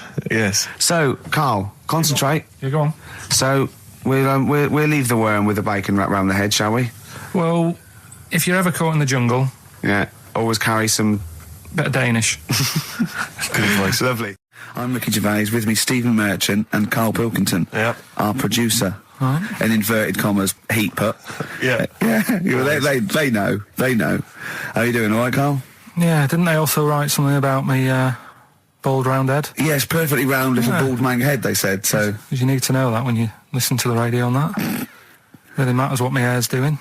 Your hair, have you given it a little polish? Because you look like a cue ball at the moment, and you've had a shave in it. I've never seen such a round head. It actually looks like a plate with ears. Yeah, well, for those that have never seen Carl, I actually, if you remember, I think he looks a little bit like Mr. Spoon from Button Moon. He does. If you've ever seen that show, that's and just- also he looks like, you know when they say they find with a little 4-foot human and it's actually 500,000 years old and they give it a name and it's the first, Australopithecus into. He looks like one of them as well. Perfectly round little. He is the missing link. He looks half human, half monkey. Because he's got a slight slouch as well. So Yeah, it's I know, like yeah. those pictures where you see it going from an ape to a man. I He's one know. of those in the middle. Yeah, and of course his monkey hands, his hairy little wrist to those skinny little things that he can get oranges out of holes with, and it's unbelievable. Why are you so all shaved and polished and everything? Got a wedding. What? Got to go to a wedding today, so thought I'd, clean myself up a bit. Yeah. Shouldn't you be Shave wearing head. a suit or something? No, I'll go home and put something on. Oh, okay. But, Suzanne said, make an effort. I sort of had a shave and that, and then I came out of the bathroom, she said, oh, your head looks a bit sort of eggish. She's right. She always worries about when I have a shave, because I just, That's your girlfriend, Carl, I know. It's, saying that. Just think, so don't worry about Heat saying it. And funny thing is, it's Boyd Hilton, I think, of Heat that wrote it. and he's got a little bald head. Yeah, no, don't slag him off. Yeah, but on the end of his review, does it say, written by Baldy Boyd? No, because it doesn't matter, it's a magazine. Don't worry about it. Looking forward to the wedding? A bit boring, isn't it? But you've got to do it. They've probably listening. Should we do a shot? It'll be a great day for them, but I know what will happen. Suzanne will see, all the fuss and that, and then she'll get ideas, and I'll have to let her down and all that. Why is it you don't want to get married again? I always forget. It's just... Who's it for at the end of the day? I've been with Suzanne for 11 years, right? Sure. We're happy. Well, I am. That's what counts. You're never happy. I am. I'm all right. Yeah, no, I know you're happy with Suzanne and everything, but apart from that, you're never happy. You are the most grumpy, moany thing in the world. I mean, I get annoyed but I'm always happy. I was annoyed here. I was happy coming here, but there was a bloke behind me walking and scuffing his feet. He had a pair of those stupid skulls on, and he was clicking and scuffing. Wear some shoes. You don't have to click. Pick your feet up. Flip-flops annoy me. You know? But I'm happy. I'm just annoyed. You are just like, oh, the world's on me. It's rubbish, this. I know the world's great. It's just sometimes people annoy me by being there. You know? But, Steve said I should be locked in one of those towers that princesses used to be locked in fairy tales, so because everything annoys me. But you're grumpy. I'm not. I'm all right. XFM 104.9. We're not here. This next clip is one of my favourite clips. Look, it needs no introduction. Here it is. Right, okay, educating Ricky. What have we got? Airy Chinese kid, go on. Right, yeah. This is the... I didn't want to do this. What do you mean you want to do it? Well, I wanted to give you 3, and I gave you one. It was like the alien man gets a beard or whatever. Yeah, which was total rubbish, so this one should be better, maybe. Hairy Chinese kid. Right, well, we've talked about hairy people in the past. True enough. Haven't we? Yeah. You know, the little kids who grew up in woods and hung around with wolves and that. Yeah, again, you're confusing it. Yeah, they're not... There were some people that were born... very hirsute. They were not the people who were brought up with wolves. Yeah. You just put that together in your Homer Simpson type mind. Right, well, this is like a sort of close to that sort of story. Yeah. But the weird thing is, right, Chinese people aren't that hairy as a nation. No, seriously, that's a well-known fact. They don't have that much body hair and stuff. Okay. So this little kid who was born over there, he was like covered in stuff. Was he? And it was only his nose that wasn't hairy. The rest of his body was caked in hair, right? And his hair sort of What grew. sort of hair was it? Was thick hair. No, what I mean is, was it sort of like a pony's mane, so he just looked like an Ewok? You know what I mean? Just like hanging down sort of straight, dark hair. In the picture, it looked like it grows from his eyebrow. It grows from his eyebrows quite thick. And then it just goes all the way over his head. You don't think it was just really long eyebrows that he'd done a comb over? No, it was all over his body. It had a picture of like his back and that. Yeah. And had he styled it? Had he styled it at all? Did he have it in a quiff or? No, it was just hanging all over him. Yeah. And they were like, you know, this is a bit weird happening in China, where we're not normally that hairy. That was the scientist speaking there. Yeah. And the local press and that were getting him down, calling him monkey boy and all this. Oh. And thinking Chinese press. But the doctor, yeah. Oh, they're cruel, aren't they? It's like those game shows.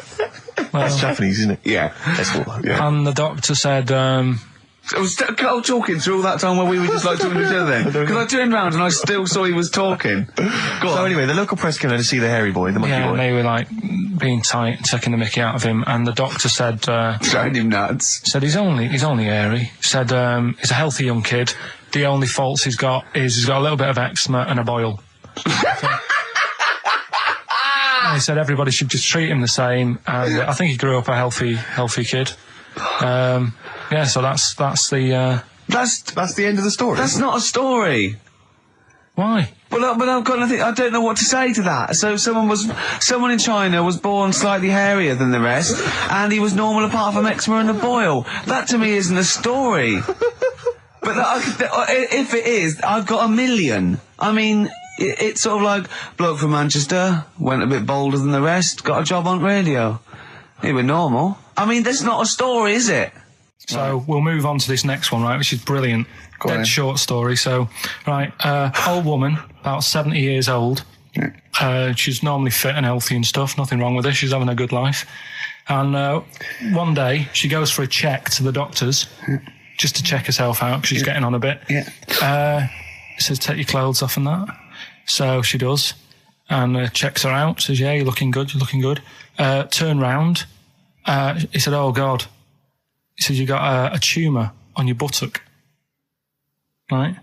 So she goes, oh, what can you do anything to sort it out? So they go, yeah, we could book you in for an operation. It's best if we remove this. Books are in for an operation. Operation day comes, strip her down and that. They're all stood round, the doctors, start to operate. It only turns out it's a pork chop that she sat on 5 years earlier, and it had stuck to her buttock. Right, Carl. I can forward you. Listen. Serious. Right, okay, Carl, I'm telling you now, I'm leaving. I'm never doing this show again. No, I'm serious. Honestly. You're talking. I've never had such. What do you mean? You couldn't believe it? No, when I read it, I said I've got to tell Ricky This that. woman had a pork chop stuck to her arse for 5 years. You mental case. Of course she didn't. And Karl Pilkington with his brand new show, What's the Song? What song am I thinking? No, I mean... You're nervous about this, aren't you, Rick? I am. You're worried. Well, because I've heard some of these clues before. And they're ramblings... Sometimes they're close to ramblings of a fool. Right? And it really is like those what am I thinking? Yeah. I don't know, though. I actually was genuinely impressed by Born Sleepy. I have to give him the benefit That's one of the better ones. Because that was short, sweet, and it worked. Some of these, you say they're not going to be quite as pissy. Some of them are like Emily Bronte novels. Now listen, we're just going to go for it then. You do it, and we'll just get people to call up because I want to see the general public's confusion trying to work out. Why don't you give us your next clue, and then we'll play a track, and then we'll hopefully have people on the line after the track to try and answer it, and you can recap briefly. So give us your clue now for what song am I thinking of? Right, this one. It's about a woman. And she's just normal, nothing wrong with her, or so she thinks, right? But there's the twist. Is this like the Tales of the Unexpected? And she's got she's got her mates and she's having a normal life, having a good time and that. And then this thing happens, right? And she starts to stink. And she can't have a bath, right? And she really wants to have a bath. She's dead sweaty and stuff. She's going about her daily stuff. She can do everything else normal. She can eat, she can talk, everything. But for some reason, she can't have a bath. Is there a coal mining husband in the bath? Yeah. Is this Born Stinky? She can't have a bath. So a woman can't have a bath? Yeah. Or a shower. She can't. Okay, leave it there, Rick. Don't try and guess. It's not for us to guess. The general public can phone up and ask questions, so I just go for it. I'm not sure they can they? I think so. Otherwise, we don't want just people just phoning up and getting it. What about this? Why don't they can ask one question? Yeah. They can ask one question of Karl, then they have to make a guess.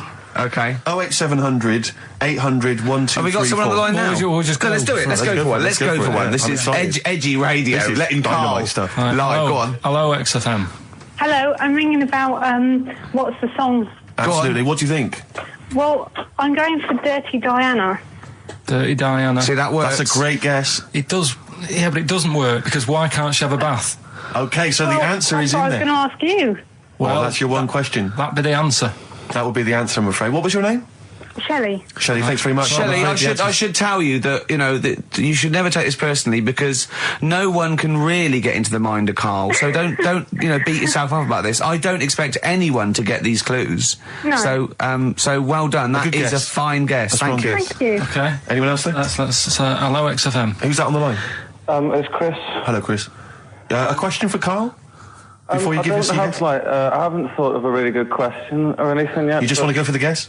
No, what I thought was, I'm sure Simon Mayo used to do this when he did the breakfast show on Radio 1 years ago. No, he didn't. So you've just pinched this idea, Karl? If you're going to rip someone off, Karl, do not rip off Simon Mayo. I haven't ripped this off. I thought this was a new idea. I was going to do it with sound effects instead, but that's... he used to do that, and he used to get his team to play other characters. You idiot. Well, no, hang on. Not you, Chris. I'm saying you idiot to Karl. Yeah, but nothing's new anyway, is it? So I'm not getting annoyed about it. Very true. What do you think the answer is? Is it Cornflake Girl by Tori Amos? Good answer. She couldn't have a bath because she'd go all floppy and then go down the plug hole. Good answer. She'd go all soggy. Yeah. So is it Cornflake Girl? No, it's not, but that's a great answer. It could have been. All right. Okay. You're already seeing the error of this, aren't you? I think this is great radio. I'm really hooked on this. I'm genuinely excited This is really like that, those so-called lateral thinkers. A man got into a field and dies. Why? Yeah. He ran out of air. No.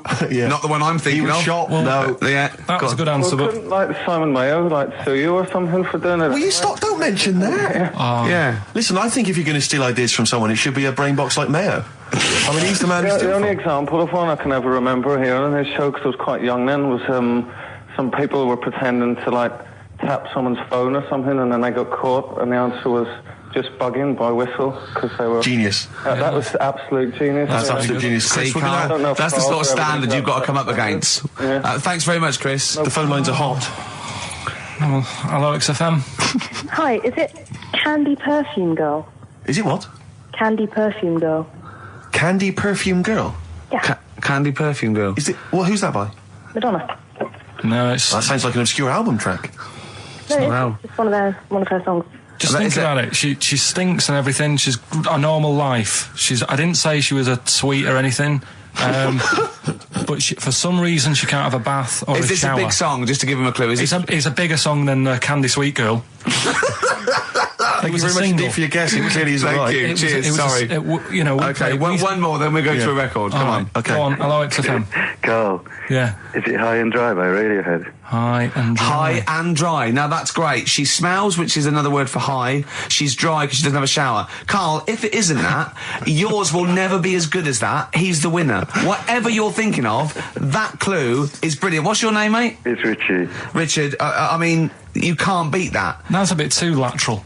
Don't be stupid. It's perfect. He's made yours into a clever clue. He's made high, she smells, dry, she never gets in the bath or shower. It's not that, is it, Carl? No, it's You not. don't even get that, do you? Not really. Have you ever heard of the word high being used to mean sort of smelly? No. No. Oh, what? That was where you went wrong there, mate. Richard, I'm declaring you the winner, even though that isn't the I answer. don't think Thank we you. should give up this early. Can we Rick. just let's play a song and, Let's play a song. Give it one more chance, because if people think about it, it is really easy. I'm not going to find out the answer now because I've got to go out. Okay, we'll do it very quickly. Stay in for 10 minutes. We're just going to play a new Coldplay track out. Okay, let's play Brilliant. Coldplay and then we'll come Cheers. back with this. XFM 104.9. We're not here.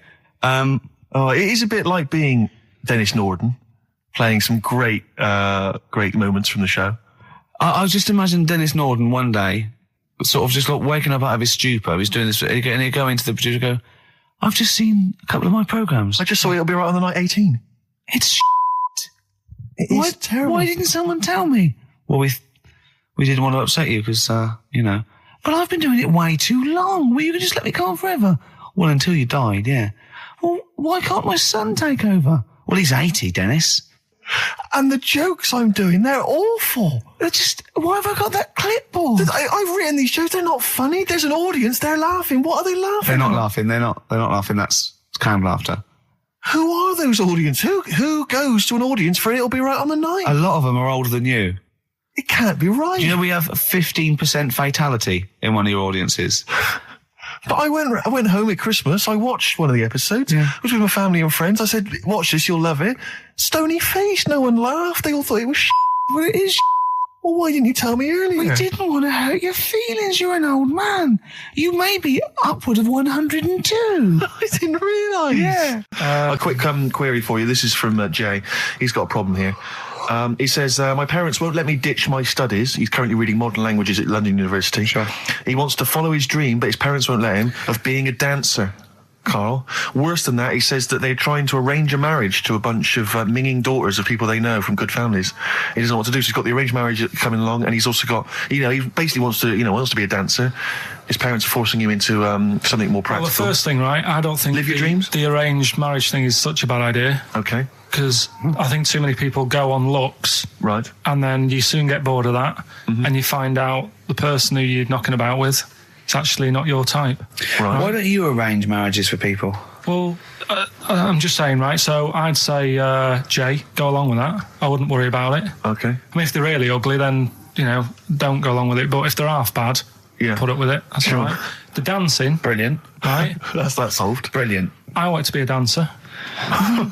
After I did the boxing, right, I joined a dancing thing just near Man United's ground, right, called Twiggies. Went along, I wanted to learn some moves. How old were you? Well, it was when Michael Jackson was, like, pretty big, so about 83, 84, 85, something like that, around there. Wanted to do it. When I went, it was shut, and it had become like a warehouse for toilet rolls. So in a way, I wonder what would have happened. Sorry. How is that an anecdote about you going through dancing? You've told me before you did boxing for a while, you did dancing for a while. You had a true fight in the boxing. You didn't even get in the. That's not an. Imagine if that was a film. This is a boy's dream of becoming a dancer. Oh, it's shut. Next on. I mean, how is that a story? Yeah, that was Billy Elliot. Do you think it would have won quite as many awards? Yeah, brilliant. Footloose. All right, Yeah. I'm fed up. They banned it. Let's go. Oh, it's shut. Flash dance. First, there was. It's a warehouse. Never mind. I'm just saying, you'll find something else. I think I got a go-kart after that. I bought a motorised go-kart and kept myself busy with that. So there's always other Just things. think, Alan Bennett has to sit down and really sweat over his stories. Yeah. He just opens his mouth. You are a living Alan Bennett character. So that's solved. Well, Jay, don't worry about that. There's no emotional problems I can foresee if you follow that advice. So the advice there is do an arranged marriage. If she's not ugly. minging, Yeah. she's not completely minging. Yeah. And don't worry about dancing. Get a go-kart. Cheers. Great. Well, I didn't really want to make it a Christmassy type show because I don't really like it. Oh, he's done it again. What you did Christmas once, didn't like it. No, my dad always said... All right, steady on. Dad said Christmas morning was for for me. So he used to stay in bed. So he never... That's brilliant. That's a great thing to say, isn't it? Yeah. Christmas morning's for you. Run wild. Do what you want. Just don't bother me. I'm going to Honolulu for 2 weeks. That's great. Dad, it's Christmas. Do I have to do anything? No. So my mum used to get up because she used to like to see my face light up, when I open my presents. And then... to give fireworks. And then I'd have to go to my bedroom from about 6 o'clock onwards because my mum and dad were into having big Christmas parties and I wasn't old enough to go. Right. So they'd say, right, you've had your fun there, you go up to your bedroom, stay in there. Really? Yeah, I remember one year, right, I got a train set, that's what I wanted. Yeah. Right? It's brilliant. Playing with it all day. I thought, I don't mind about the party, I'm happy staying up here playing with this. Brother comes in, he's had a few, right? He's going, give us a go on your train. How old is he? He's a bit older than me, so he might have been like, let's see. Well, let him be 18. Probably about 18, 19, And how old something were like you? that. I had a train set, so I don't know, about 14. something like that. Yeah. Right, so I'm playing on that, loving it and stuff. And then he comes in and goes, give us a go. He turns the transformer up to 14. He went really fast for about 5 seconds, broke it, and then he went back downstairs. Wow. So Christmas, I hadn't even got to Sounds Christmas like Day. the Conservative government with British Rail. Satire, though. Rick, I just thought that there's satire. If there's any satirical shows listening or it doesn't work in any way because there's the analogy falls down apart from there being a train. Think it through though. British Rail was trains, and the government broke the trains in many. Well, they didn't break them, not officially breaking them, but they kind of. It does work. It's perfect. Oh, I'm pretty pleased with that. And I can't. And no one's asked him to be on. Have I got news for you? It's weird, isn't it? Because it's strange that when you've got a satirical mind that's as quick as that. Yeah. Right. And he's broke your little train set. So what did you do? I just watched telly and had some sausages. I bet you were happy with that though, weren't you? Oh, it's a bit annoying though, isn't it, when your main present of the year has been broke. And did it ever get it fixed? No, that was it. Put away. I'm intrigued why your parents wouldn't let you come and join in the festive fun. Was it like really debauched down there? Was it like eggnog everywhere? Well, no, but I mean, that's fair enough. 6 is a little bit early, but I just think, if you're a kid, he had his fun, put him to bed at 8 maybe. And Do you think so on Christmas Day? I thought that was a day for family. Well, not if there's a party going on. Well, don't have the party on the Christmas Day. Well, that's another option. Yeah. Your parents are weird, aren't they? A strange breed. Well, I think that was the year, right? You're talking about buying presents and stuff. I think I did treat my mum to... I didn't buy my dad anything. I think that was when I got a bit older, he used to get me dad something because he wasn't that bothered anyway. No. So, got me mum. There was a cheap shop, right? Of course. Thank God for that. Called Snips. Right? So I went in there and I thought, let's see what I can get her. And remember Victoria Plum? I don't think so. Well, it's like a fairy character. Right. I mean, mum's into gnomes and stuff, right? So I thought, right. She must be pleased with you then. Victoria Plum. I was thinking, is that one of the neighbours? Is it like a brandy liqueur? Do you remember Victoria Plum? Victoria Plum. Victoria Plum, yeah. It's like a little fictional sort of character, right? Okay. So I saw it. I thought, yeah, she'll love that, right? So I did my paper round, saved up for 2 weeks, right? Aww. Got that sorted, went to Snips, bought the Victoria Plum. Next day, I'm in town with her, right? So I think, I know what I'll do. I said, come in here a minute, right? So we go in and we're looking around and I tested her, right? I went, look at that there. That's all right, isn't it? And she goes, oh, it's bloody awful.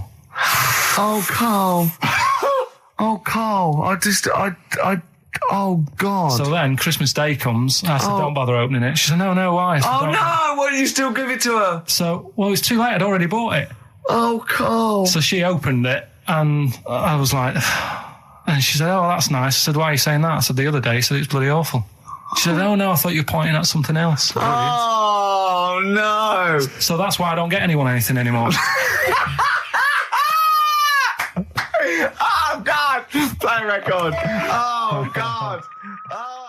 So we get onto conversations. Talking about, he's asking me stuff about evolution. Tell me that. Why did the giraffe? What's that rubbish about the giraffe getting a long neck? I said, well, it didn't try and get a long neck. It was selected because, Anyway, I went into evolution for him, and he said, but why would evolution do that? I went, well, you think that evolution didn't do anything. There's not this consciousness, there's not this will that a giraffe has to stretch its neck to reach the leaves. One had a long enough neck to survive and pass it. He was going, yeah, but why did evolution... This isn't. But by the way, this isn't the most stupid thing. This is warming up. This is about 8:45. Sure. Right? He said, why didn't evolution make a giraffe good at carpentry so it could build a ladder?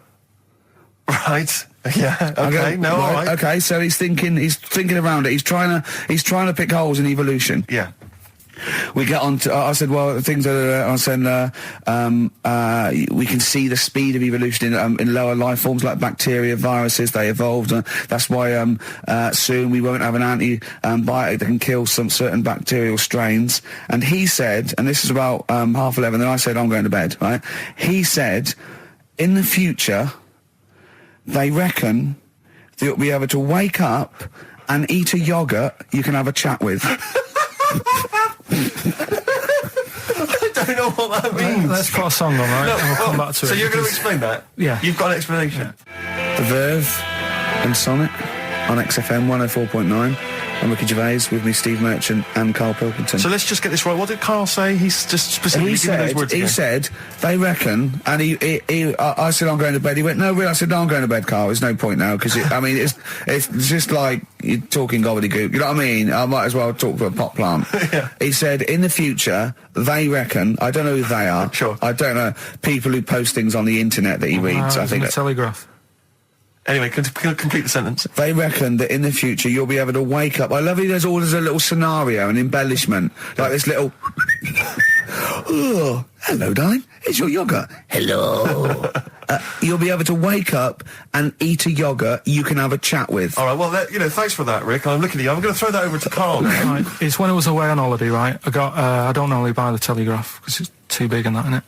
So, but they were giving it away for free on the plane, so I thought, ding dong, might as well have it. Mm-hmm. And I saw a couple of things in it. I thought that would be interesting. I saw this thing about the future, and it was talking about evolution and what have you, right, which I always find weird, because I always think that maybe we've sort of done it wrong anyway. Do you know what I mean? I sometimes think by definition, evolution can't get things wrong. Things change, that it's not successful, it can't pass on its genetic material, but if you're around, it's working. If you're around, it's working. Slugs are as evolved as they need to be. Slugs are as evolved as you and well, me. That's true enough. Yeah. No disrespect, but it works. It works. Sorry, they're but around. anyway, what's your point, Carl? No, I mean, I think we probably would have been better off staying as a fish. Just because there's more water than land, isn't there? Right. And you wouldn't drown. This is why I went to bed. No, I'm thinking of dozing off now. Yeah. No, but do you know what I mean? From what was it? It was bacteria, it was fish, mermaid, man, onwards and what have you. So anyway. Oh God! No, there are a few knowledge gaps in your theory of evolution. All right, Mum, you generally got it right though. So I mean, basically, yeah, it went bacteria, fish, mermaid, man. What's next is the big question. So it was telling you all about this and what have you, and saying how like we shouldn't have interfered, because maybe if we wouldn't have invented planes and what have you, maybe we'd be able to fly and what have you if we really needed to and stuff like that. Okay. So we've interfered with evolution, you see. Right. Well, then it was saying, well, what's the future got? Well, yes, in one way we have interfered with evolution. Yeah, the evolution of the human being in society is changing. It's no longer based on the strongest or the fittest, because medical science can keep us alive long enough. People can pass on their genetic material where without this civilization they wouldn't have been able to. So yeah, there are different parameters, there are different pressures, there are different things that say whether we're going to pass on our genetic material or not. Okay, so in that sense you're right. And that, Rick, as far as I'm aware, has led to a yogurt that you can eat and have a conversation with. So this is what it was saying. It was just saying, we're living in mad times and that. There's a lot of weird stuff going on. One of which is... And the fellow was just saying, with computers and stuff like that, the way it is, we'll be able to wake up, Go on. have a chat with your yogurt and have something to eat. What do you mean, have a chat with your yogurt? Because of the amount of... you have them yogurts already, those friendly yogurts. Those bacteria-friendly ones, so this is just a really friendly one. Yeah, they don't...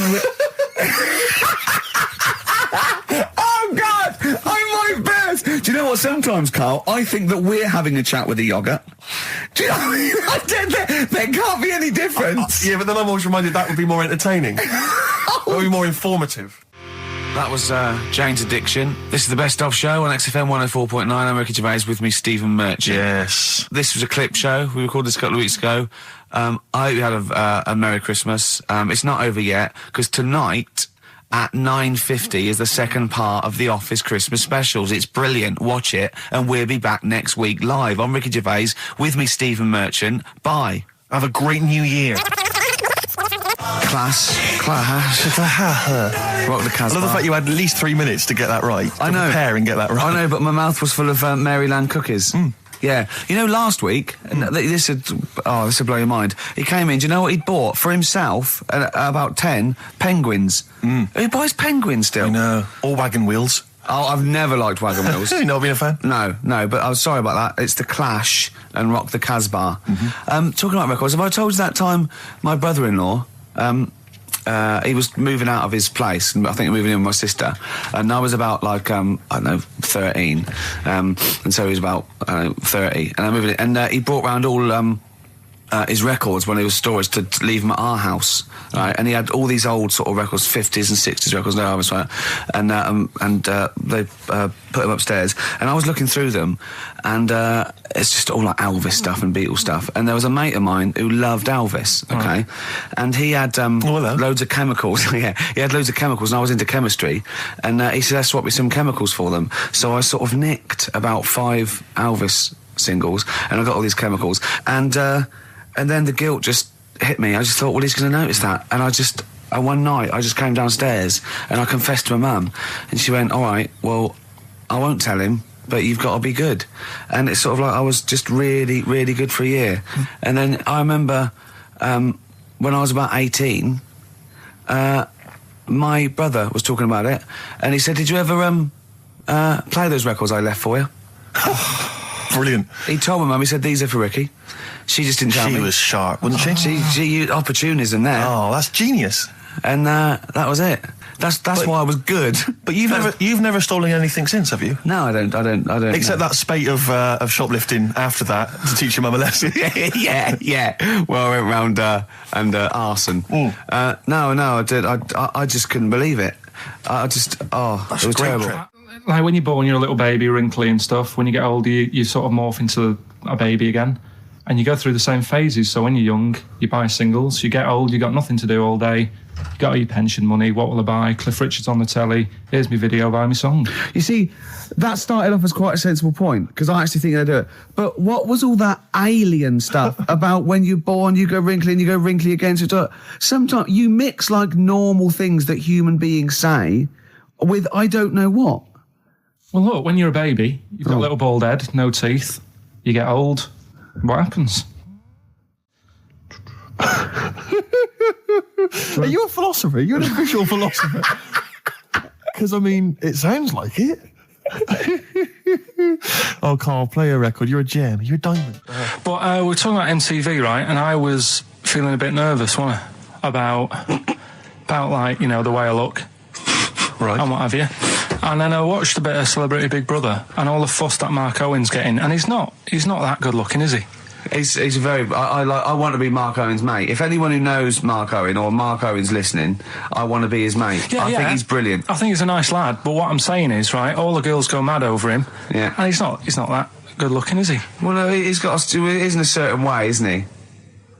That sort of non-threatening.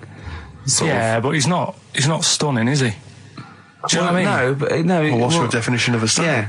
Well, who do you like? Someone who you look at and you go, God, they're good. Which bloke do you fancy? What bloke do you think's attractive then? So if I was into men, Yeah. in fact, you can still say a bloke's a good looker without fancying him. Who do you think is attractive? Probably. I mean, it depends what you're looking for. No, just look. Just look. You think there's different looks as well. Of course, yeah. No, who did you say was so- attractive? Who did you say was like stunning in your definition? A good-looking lad. Yeah. Good-looking lad. Oh, look at him over there. He's.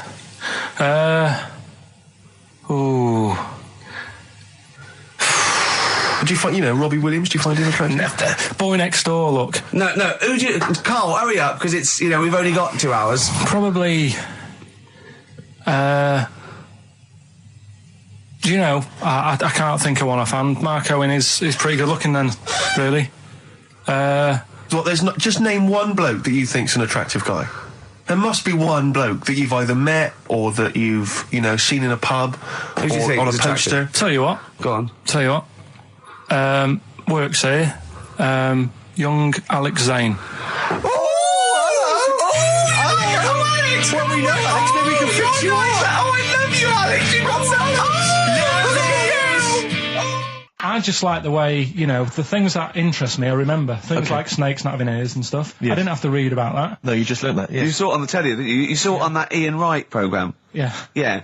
And this is what Carl said to me. He said, it's actually, I called Carl up in the week, and Reese was with him. Reese used to be on XFM, and he took the phone, and he went, Carl's worried, I've seen that programme. He said, snakes don't have ears, right? He said, so you can creep up on them and pick them up. And he said, Carl's worried. He said, how'd you ever put them down again? Because then they know that you're there. I woke up the other night quite late. Worried about that. And I said to my girlfriend, I said, how do you put a snake down? And she said, what are you talking about? I said, that Ian Wright thing, this guy managed to pick up a snake. And do you know that thing where they clamp its head on a jar to get the poison out? I do now. Right? They did that, but they didn't show you how they got rid of it. And I thought, it could really get nasty, because it's obviously annoyed that you've had its head pressed in the jar. Yeah. Right? They hate that. Now, Especially as it's in front of their mates. when you lift it off, Yeah. right, you've got hold of it. Yeah.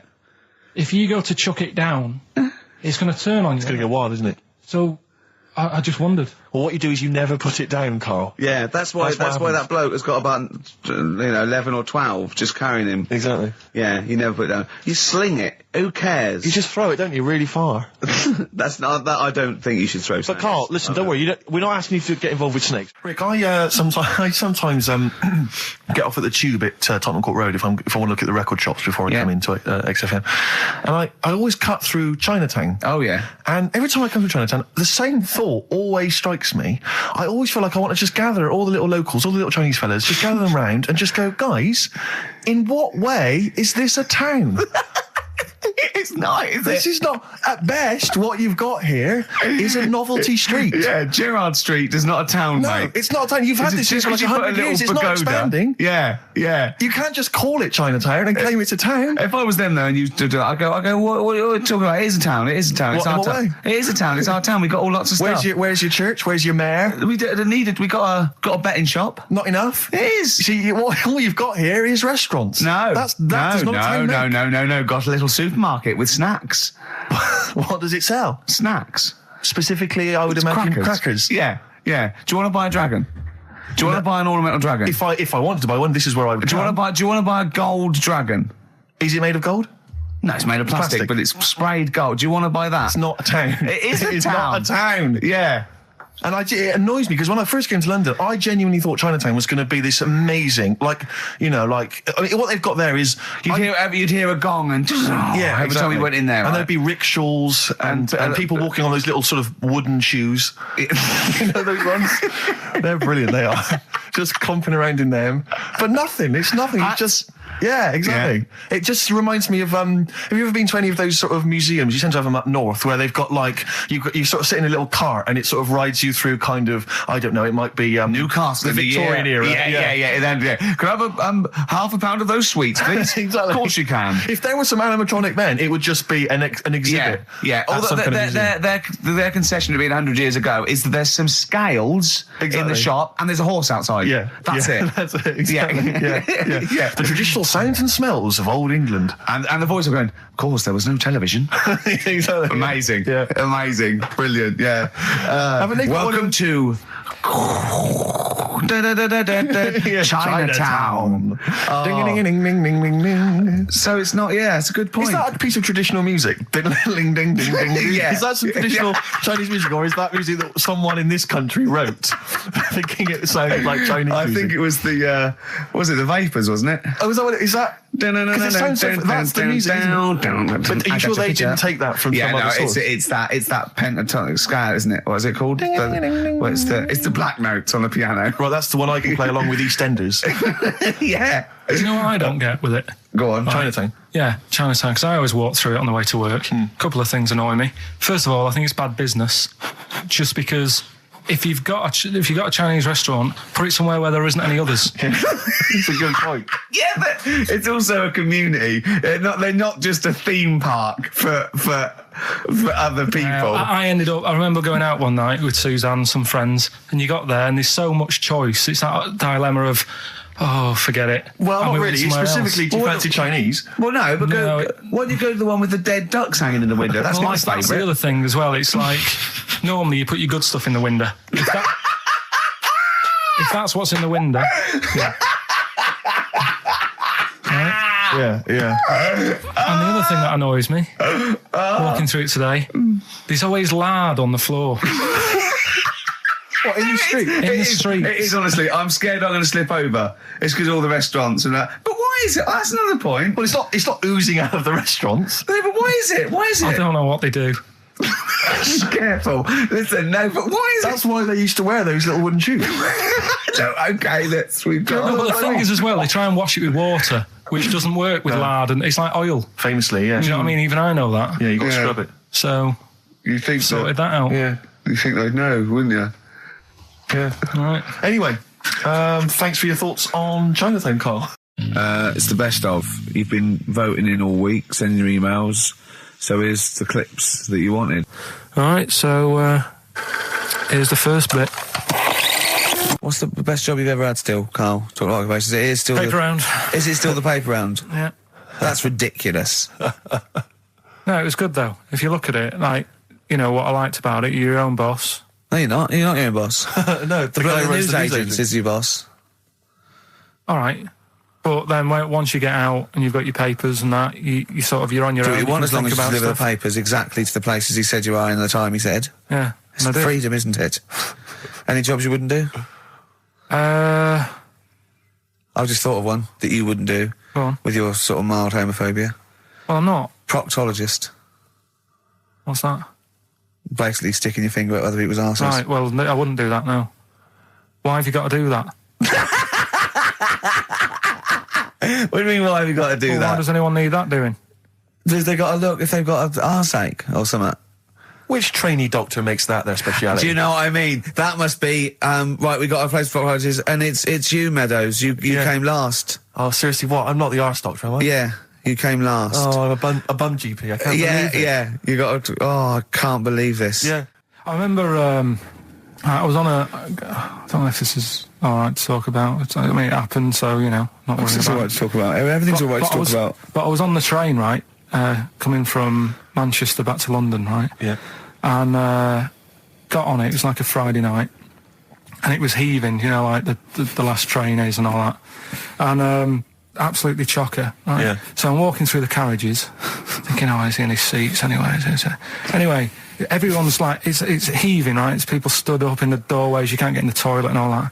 There's not going to be any chair knocking about. So walking through, and anyway, I see this one empty chair sort of in front of me, right?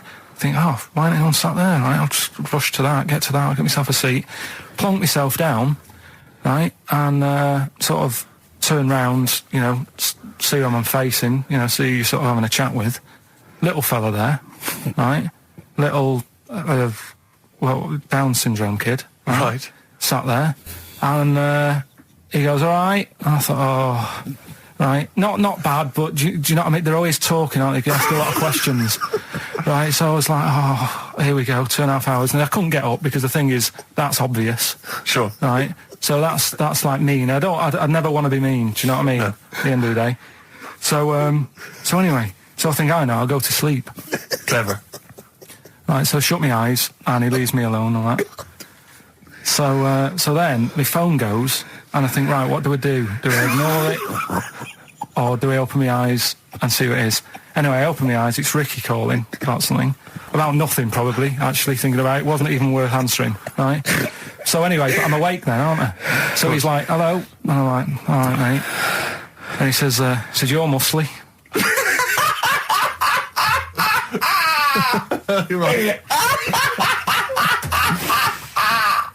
Oh, God! And I said, yeah. And he goes, you know, why? So I said, no, just am. It's, again, stressing me out, because I was thinking, why am I muscly? I don't go to the gym. And, you know, I'm not muscly, I'm in good shape and that. Well. So then, he wants an arm wrestle. On a crammed train from Manchester, so I've got another hour and a half of this. When you talk back, he'd soon have got up and left.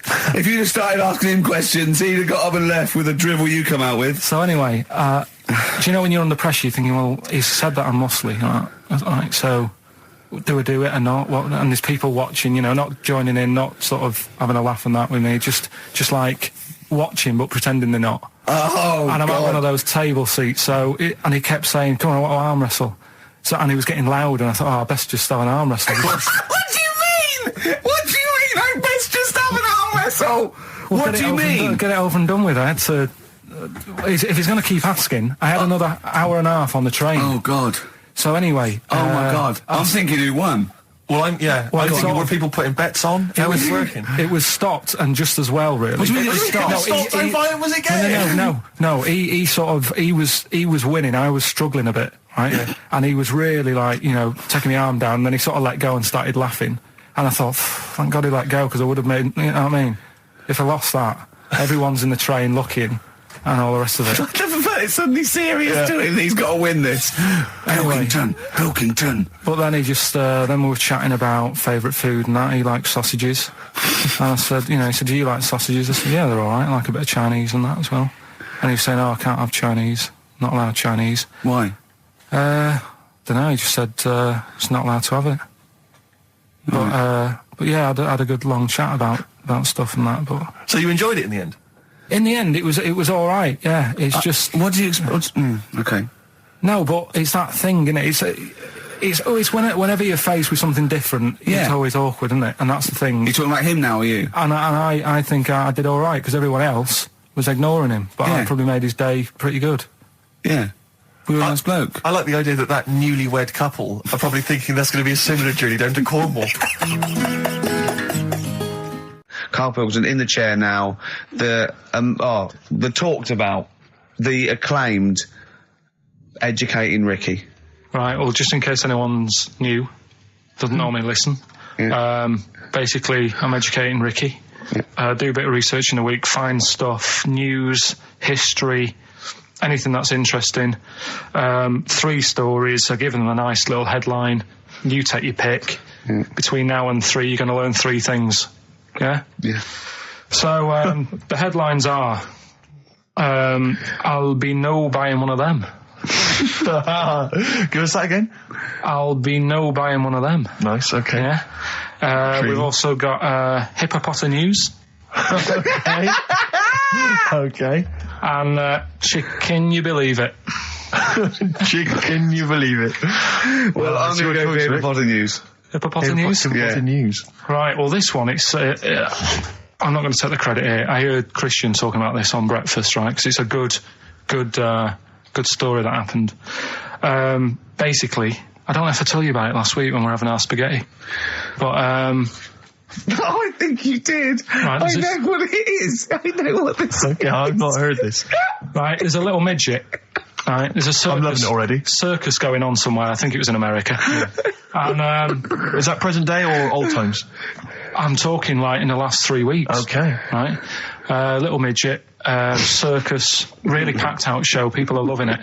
Right, Steve, you asked the same question I did. I know. So there's a little midget jumping up and down on a trampoline. What circus is this? Right. I'd pay good money to see it. So everyone's clapping, and he's getting carried away. Because he can't believe they're loving it. I didn't know they'd like a little person on a trampoline, but they love me. But you know what it's like when if there's a crowd of people sort of encouraging you to sort of go higher and stuff. Yeah. And I'm sure he knew it was getting out of hand. But he was jumping and he was coming down the road going higher, and he's going really high in the air, right? So he's doing this. Crowd are clapping. There's a hippo, right, just sat next to the trampoline, getting ready to come on and do his act. Oh, right, I thought he was in the audience. There's a hippo getting ready to do his act, Steve. Yeah. So He's a ventriloquist. What do you mean he's sitting by the trampoline waiting to do his act? Because why does he sit in the dressing room and they go, 5 minutes, Mr. Muss, 5 minutes, Mr. Muss. So anyway, right, so the hippo's there. He's getting annoyed, is he? Because the midget's He's going, how can I follow this? How can I, this is really annoying. They're going to be, no. So he's thinking, he's already done the trampoline, my pogo stick act is never going to work. Yeah, go on. So there's a hippo waiting. See, it's a great story, and I just know he embellishes it or it gets slightly wrong. Go on. So there's a midget jumping up and down. The hippo's getting annoyed. The crowd are going mad. The midget's mental. loving it. Can't believe his luck. Although you think he probably knows he's dicing with danger. Yeah. So next thing you know, they're all saying higher. He gives it one big, like, heavy sort of landing on the trampoline. Goes really high, but goes off at a funny angle. Oh, hypotenuse. Okay. Yeah. And sort of flies off. Hypotenuse! Sure. Flies off at a funny angle. Oh, dear. Hippo's there, swallows him whole. Crowd are clapping, thinking that's why the hippo was waiting there. Rubbish. Rubbish. It's not rubbish, though. But no, maybe there was an accident in a circus with a midget and a hippo, but at no point was this hippo waiting to go on, going, come on. The midget flew off at hypotenuse and landed in the hippo's mouth and was swallowed whole. This is what you embellish it. That is great. And what's I that? have to say, though, Rick, when I heard midget, trampoline, hippopotamus, I was thinking accident waiting to happen. Yeah. So... Yeah, maybe. I mean, it is that you should never put those three together. Never. It's a recipe for disaster. Everyone knows that. Midget, trampoline, hippopotamus. Are you mental? You're asking for trouble. Well, you know when he told me it, he said, and the midget. He didn't mention the hippopotamus, and he said the midget went on, and soon he fell off, and the hippo ate him. And I said, sorry. What was the hippo doing there? He went, it's a circus. I've never heard of a circus having a hippo. What do hippos do? What can they do? You can't train them, can you? What do you... Aren't they, like, very deadly? They're huge, aren't they? You can't have a hippo in a circus. Are you sure? You're not thinking of Zippo? He's neither clown. Yeah. And it wasn't some sort of where Zippo was eating a midget and it's some sort of horrible sexual act. No, it was definitely. I heard it on breakfast, right? Okay, sorry. No, it's definitely fact. Yeah, okay, right, truth. okay, good. XFM 104.9. We're not here. It is a bit like being Dennis Norden, playing some great moments from the show. I was just imagining Dennis Norden one day, sort of just like waking up out of his stupor. He's doing this, and he'd go into the producer and go, I've just seen a couple of my programmes. I just saw It'll Be Right on the Night 18. It's shit. It is terrible. Why didn't someone tell me? Well, we didn't want to upset you because, but I've been doing it way too long. Well, you can just let me go on forever. Well, until you died, yeah. Well, why can't my son take over? Well, he's 80, Dennis. And the jokes I'm doing, they're awful. Why have I got that clipboard? I've written these jokes, they're not funny. There's an audience, they're laughing. What are they laughing They're not at? laughing, they're not laughing, that's canned laughter. Who are those audience? Who goes to an audience for It'll Be Right on the Night? A lot of them are older than you. It can't be right. Do you know we have 15% fatality in one of your audiences? But I went home at Christmas. I watched one of the episodes. Yeah. I was with my family and friends. I said, watch this, you'll love it. Stony face. No one laughed. They all thought it was Well, it is. Well, why didn't you tell me earlier? We didn't want to hurt your feelings. You're an old man. You may be upward of 102. I didn't realise. Yeah. I noticed the other day when Karl was sitting on your knee having his picture taken. It's a long story, right? He's got a completely spherical head. It's slightly too small. I'm not being funny because, I mean, I'm not perfect. But he's got a completely spherical little head. He looks a little bit like a baby hamburger. You know Hamburger off McDonald's? Sure. He looks like a little baby hamburger.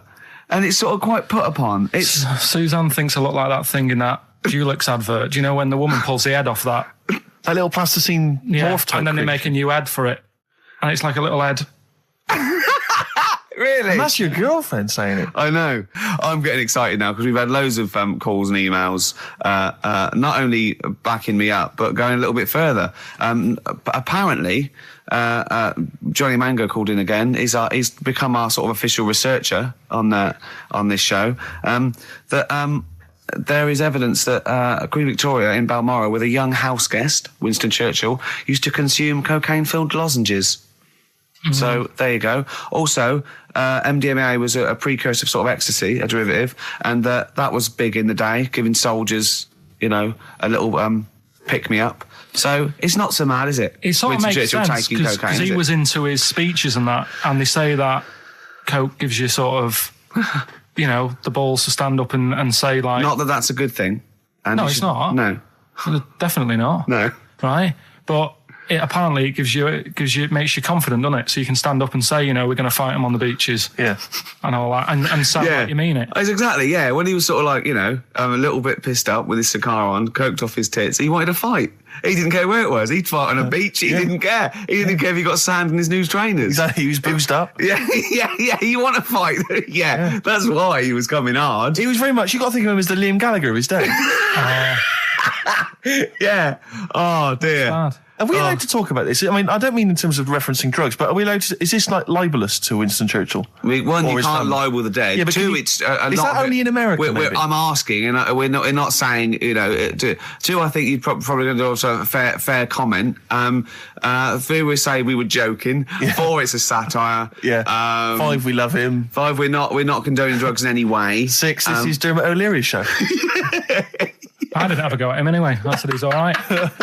If there's any law against Rasputin, we might be in trouble. Law against you did willfully Rasputin. Yeah. All over You the did airwaves. slag off Russia's greatest love machine. Yeah. You didn't shoot him till he was dead, did you? Oh, put some poison into his I'll tell you this, wine. if there's any other historical questions that people want answered, then we're the men. Because really, with the three of us, our knowledge of the fact that the Hindenburg was filled with helium, Yeah. the kind of coke habits and various drug habits of Britain's most famous political leader, Yeah. we've got the answers to all of it. Einstein, Go on. I found out in the week that he didn't talk till he was 6. See, it's all these people who are weird. Churchill couldn't read, could he, till he was 8 or 9? Really? Yeah. So there you go. He got a D in history apparently, Yeah. GCSE. Just one better. And the story, it's all sort of, how he's being pushed about by his wife. That's not literally. By his wife, she's wheeling him about. What do you He's mean? wheeling him about. They go to a party. Everyone sort of looks round and looks at him. What makes you think that he's in a wheelchair? What's the clues? What's the words? There's loads of little things. It's Go on. like, like I say, something about his wife walking around with me and all that. Well, of course she is. She's pushing him about. But walking around. If someone said, "Oh, she was walking around with me," I'd think they were both walking around. There's a few. But that's not. There must be another. There must be a reason why you suddenly thought that fella's in a wheelchair. Right. My wife's walking around Put with on me. your makeup, and I feel all right. No, and she's always saying, "Do you feel all right?" And that she's always asking him how he is. Yeah, but she's Just listen. Let me play it, right? And try and picture the scene, right? But now I'm only thinking of a little fella in a wheelchair. Well, have a listen to it, Oh. and just everything that's been said. Okay. Understand why I'm thinking what I'm thinking. No, never. Right, you ready? Yeah. No clue yet. Yeah. He's just sat there watching, probably. No. There's no. Wait until he's done. Yeah, no clue. Okay. No, that's all right. Right, that's just a woman getting ready, and he's fine. Yeah, he's to just sat there and he's got. To me, he's got a great pair of legs. Right, well, he's sat there in the wheelchair. No, he's not in a wheelchair. Listen. Right. Yeah. Everybody looks at him. 'cause No, he's in a her. chair. He's saying she turns heads. Shh. Walking around with him. Yeah, walking in a around with wheelchair. me. We're both walking around. Are you all right? Yeah, nice thing to say. He's all right. Right? Yeah, he is all right because he's got a great pair of legs. Right, he might not have any legs in that, but he's happy. He has got legs. Right. He has got legs. I don't know why you think he's in a wheelchair. There's no clue whatsoever. It seems to be based solely on, do you feel all right? Yeah, Which she's you just only saying say that because they're together at a party. Maybe he doesn't know anyone else there. Leg. Right, just hang on. So he can't drive. because he's drunk. Probably he's had a great time. He's been dancing Puts him to bed. because he's drunk. Wow, is he though? He's turned out the light. His hands work. Is that it? Yeah, there's no clue. But the thing is, that's what I'm picturing. But that doesn't mean it happened. You picture people that are half man, half moth. It doesn't mean it's possible. Do you know what I mean, Carl? What you think is usually not true. Suzanne is totally right. There is no reason. I have never, ever thought that Eric Clapton was singing about a little fella in a wheelchair. And the one clue in that, there's two, isn't there? Are you all right? Well, let me say that, little cripple. Right, and, I'll give her the car keys. Oh, well, why is she driving? He ain't got any legs. Pushing him around and that. No, pushing him around. So we'll do one more next week then. Could do that again, it's Oh, fantastic. Waiting on a Friend by the Rolling Stones. Yeah? Go on then, Carl. On XFM 104.9, Ricky Gervais, Steve Merchant, Karl Pilkington. Go on. Right, this one. Remember Blockbusters? Uh-huh. Right, this one is good, and we'll do this one. Rockbusters. And remember how Bob Holness used to give you a letter?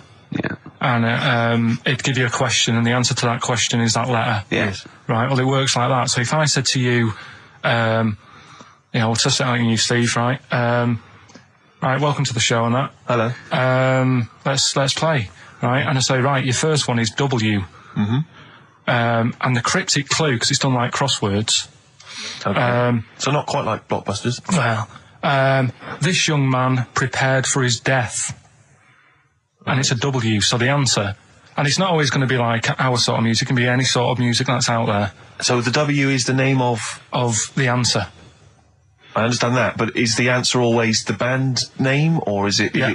It's always the band name, is it, or the artist? Yeah. And so would the W be the surname, or would you have both the initials if it was someone's name? Would Elvis Presley be EP? Don't get annoyed, no. Carl. These are questions that I knew would be asked. I know because he tested it on me. So you've got to tell them. Well, That's you the know point. the rules. If it was Elvis, I'd probably do E. No. Give him the answer. Give him the Right, answer. did you hear the clue? No, give me the clue again then. So the letter is It is a W. cryptic clue. It's The clue's W. fine. Listen, but, and the go on. clue is, this young man prepared for his death. This young man prepared for his death. Yeah. This young man prepared for his death. And it's a W. And it's his first name. That's what he needs Well, to see, know. that's the Yeah, but I don't... Well, shouldn't we have the initials? Wouldn't that make it easier? I mean, Yeah, wouldn't- but they didn't do that on Blockbusters. It just had one letter. No, they did. if it was if. The gold run they often had us for 3 or 4. Did they? Letters, yeah. But it was normally just one word. It wouldn't have been a name or something. All right, then. W. W-Y. W-Y. Will Young. Excellent. I Right, didn't so understand it. What was this the young clue? Will man, prepared for this young man. So he's sort of Okay. mixed sort of cryptic. Yeah. But I mean, you know, that was a good effort. That's better than Yeah. usual. No, it's that is better than It's not usual. bad, is it? So do you want to play? Let's play Rockbusters. Yeah, Rockbusters. All right. Sam, Hello. is it sounding all right today? It is. Just about. Right, cheers. Sounds worse. Right, then. Yeah. And so we've got Sam on the line. Who else have we got there? So we've got Tim as well, haven't we? Hello. All right, Tim. Tim and Sam. Right, You sound quite similar, lads. Could one of you affect an accent or something? Which one's Tim? Yeah, it's me. Okay, which one's Sam? It's Sam. No, slightly deeper. Bit Slightly deeper, deeper. yeah. Sam, And they're not against the clock anyway, are they? So it doesn't really matter. I suppose not. So I think Steve just wanted a bit of variety. Okay. you understand the rule, lads? Could you explain them to us? Right, play it. Okay. Hang on, wait. Well, let me explain because I mean life is too short. Now, Carl's going to read out say 3 clues, yeah, and just shout your own name and answer it, or shout the answer. Shout your own name, then the answer if you know it. And it's the person who gets the most right. Okay. Is that all right? Yeah. Yeah. So, Here we go then. okay then. Shouldn't it be the first to three? well, yeah, but then he hasn't got. Yeah, I've got enough, it's fine. He's got enough clues for that. Right then, here we go. Welcome to the show. oh God. Right, the first initials, ST, right? Is that right? ST. Well, I don't know. We don't know, do we? How do we know? Here we go, ST, and the cryptic clue is better than the average homeless person. Okay? Sorry, I think is that a band? Yeah. Is it an old band? Yeah. I think that's one word. Alright then, S. It's an old 70s band. Better than the average homeless person. Tim? Go on. Supertramp. Yes. Supertramp it is. Yeah. Well done, 1 point to I have you, no idea Tim. why that's right, by the way. You don't understand why it's right? He's a super tramp. Oh, right. Better than the okay. average homeless person. cryptic, yeah. Yeah. Yeah, cryptic. Yeah. Okay, second one. Come on, Sam, you've got That's actually quite good for Carl. Trust me, Tim. Take that as a good clue. Because, yeah, okay. We won't do this again. Wait, 1-0 Right, to here we Tim. go. Right. F. The letter is F. That's the next one we're moving on to. And the cryptic clue is, the little girl is hungry. What shall we do? The S or F? I've got it. F. Freddy. Sam. Peter. Yes, 1-1. Feed her. He's pulled out of the Feed her. Yeah. Feed her. Okay. Yeah. So that's one each. So this is the decider, isn't it? Wait a minute, ITV are on the phone. Well, you said first to three, so no, it's not, is it? That's what I said. Just do the three clues and who gets the most. Okay, well, we can do that now. So, here we go. I love this. This is rubbish. Go on. So, here's the last one. The initials are AK, right? And the cryptic clue is exploding pet. Shout out your name if you know it. Last orders at the bar, please. Last orders at the bar. Exploding pet. AK. You're tuned to XFM 104.9, Karl Pilkington's quiz, Rockbusters. The format is still available. The highest bidder, please give us a call, or you can email ricky.gervais@xfm.co.uk. Is it a band or a singer? I'll give you a bit more of a clue. It's a pop band. Okay, we wouldn't. Sam. Tommy Kissam. Yes. Hey. Oh, this is amazing radio. So who was that won? That was Sam who won. So it's 2-1 to Sam. So he wins. What does he win, Carl? He wins some CDs and some videos. No, he's got obviously now, Sam, if you're ready, take the spot. You're going to do the gold run. Away you go, Carl. I haven't got any more. You're a fool. Right, stay on the line. We're giving both some presents. Play a record for. Rick, I'm going to shoot off. XFM 104.9. We're not here. This next clip is one of my favourite clips. Look, it needs no introduction. Here it is. Another holiday. Well, it wasn't holiday. It wasn't holiday. Well, it was. You had 5 days off work. Why isn't it holiday? You had 5 days not working for a living. You know how many days holiday gets a year now?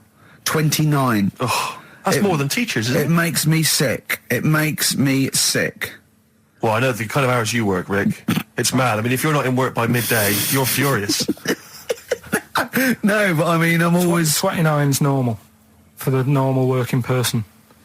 Yeah, but, you know... And anyway, it wasn't a proper holiday. I went to see my mum and dad. It's nice to see them and everything, but it's not holiday, is it? Why? It's not going away. It's not getting on a plane, is it? Going away. Oh, is that definitely a holiday? What happened before 1950? I don't know. People used to go... Yeah, exactly. People used to go to Blackpool or Brighton. That was holiday. Yeah, but I didn't Where did you go? Went to Wales. There you go. Lovely holiday. Lovely holiday. Have a holiday in Wales. That's what they say, innit? Come to Wales and have a holiday. That's what they say, innit? So come to Wales and meet your parents. Come to Wales and have a lovely holiday. Right. Well, anyway, it was good and that. It's always good to see him. Right? Yeah. But Week off work. do you know, like my mum likes gnomes and stuff. Yeah. Right. Of course she does. She's lived with one for 30 years. She said, get your dad to take us to this park where they've got 6-foot gnomes and stuff, right? Have a walk about. Sounds like a nightmare. Yeah. Sounds like a living nightmare. Keep an eye on Carl. Yeah. So anyway, he stood still for 2 minutes. Someone bought him. No. You can't buy them and that. It's like a little exhibition thing, Yeah. right? And it's part of a hall, right? This big hall that you have to pay to get in. But we didn't want to see the hall, I just wanted to see the gnomes. Of course you did, yeah. So anyway, my dad says, yeah, well, we can get in there for free. Of course he did. Clever. Right? So we parked up on this little country lane, right? No one about. We walked How much down, did it go in? Like £2? about £3 each. Yeah. But he said, well, yeah, but if you don't have to pay, do you know what I mean, you enjoy it even more, don't you, when you're walking about and you're thinking, I've got this £3 in my pocket, no one's having it. Yeah. Right? No, looking over shoulder for a bloke with a peak hat saying, can I see your ticket, please? I wouldn't enjoy it more, no. Go on. Yeah, but you don't worry about it, do you? You got a bit of money now then, Rick. You've changed. So anyway, so we had to walk across about 4 fields. For £3! Right? And what happened was, we're walking through all these fields and what have you, big grass and muddy bits and all that, 'cause it'd been raining, and climbing over fences and stuff. And we're in this field, right? And I look to my right, and there's about 30 cows all staring at us, right? And Suzanne started to panic a bit. She said, we shouldn't be here. Dad says, of course we can. We're allowed to go wherever we want. You know, all this land, it's ramblers' rights and all that stuff. Yeah. And take a cow if you want, unattended. Serves him right for leaving him in the field unattended. I'm having one. Yeah. And keep us fed for a week. Across. Anyway, these cows start surrounding us. Surrounding us. And, brilliant. Oh, no. Face off. and Suzanne's panicking, going, this isn't right. We're not going to make it to the fence in time. They're moving faster than us, and he started sort of running a bit. Wow. And It's like Dad some was kind of bovine West Side Story. Don't A gang of cows coming at you. don't worry about it and stuff. But my dad had to sort of stand there and like wave a stick at him. Of course. And we got away, but Suzanne was like having a bit of a sweat You on, got away. saying, we could have got killed. Sure. And my dad saying, no, it never happens. And I just wondered if it does, if there's a risk of... Yeah, it is rare, but there's been a couple of cases of being trampled by cows. They're not aggressive. They sort of run through you. Well, they're aggressive if they've got a calf. They do have kids. What? You had kids with them. Kids, yeah. That's a goat you're thinking of. Yeah. Maybe they were trying to sneak into the gnome thing, and they were worried that, like, if too many people did it, like, they thought some cows, we can just sneak in. They where were trying cows, to, yeah. No one's expecting cows. And the cows but were some going, humans. walk upright like you're a human. Don't walk upright. They thought you'd blow their cover. Yeah. Yeah, people have been killed by cows before. Yeah, that was like the highlight. And then... So when you arrived there, you were presumably covered in mud, looking like something that had just come from Glastonbury, staggering around this exhibition. It wasn't that bad. It was just like a woods, and it had like a funny sort of funeral, like a graveyard thing. Right. Yeah. With bodies sort of hanging out the ground and that. And we had What? these 6-foot gnomes. Right. And then we just set off again, walked back. But we didn't Sure have to this go wasn't to a the field. dream? No, it was good. And called up Ricky. I said, right, are you about? Have a chat and that. So he said, I'll just come round. It's a nice day. Have a drink and what have you. So I got round there at about 6:30, right? Go up to his door, knock on his door, right? He stood there with his tackle out. Oh. Yeah, what did you make of that? What was wrong with that?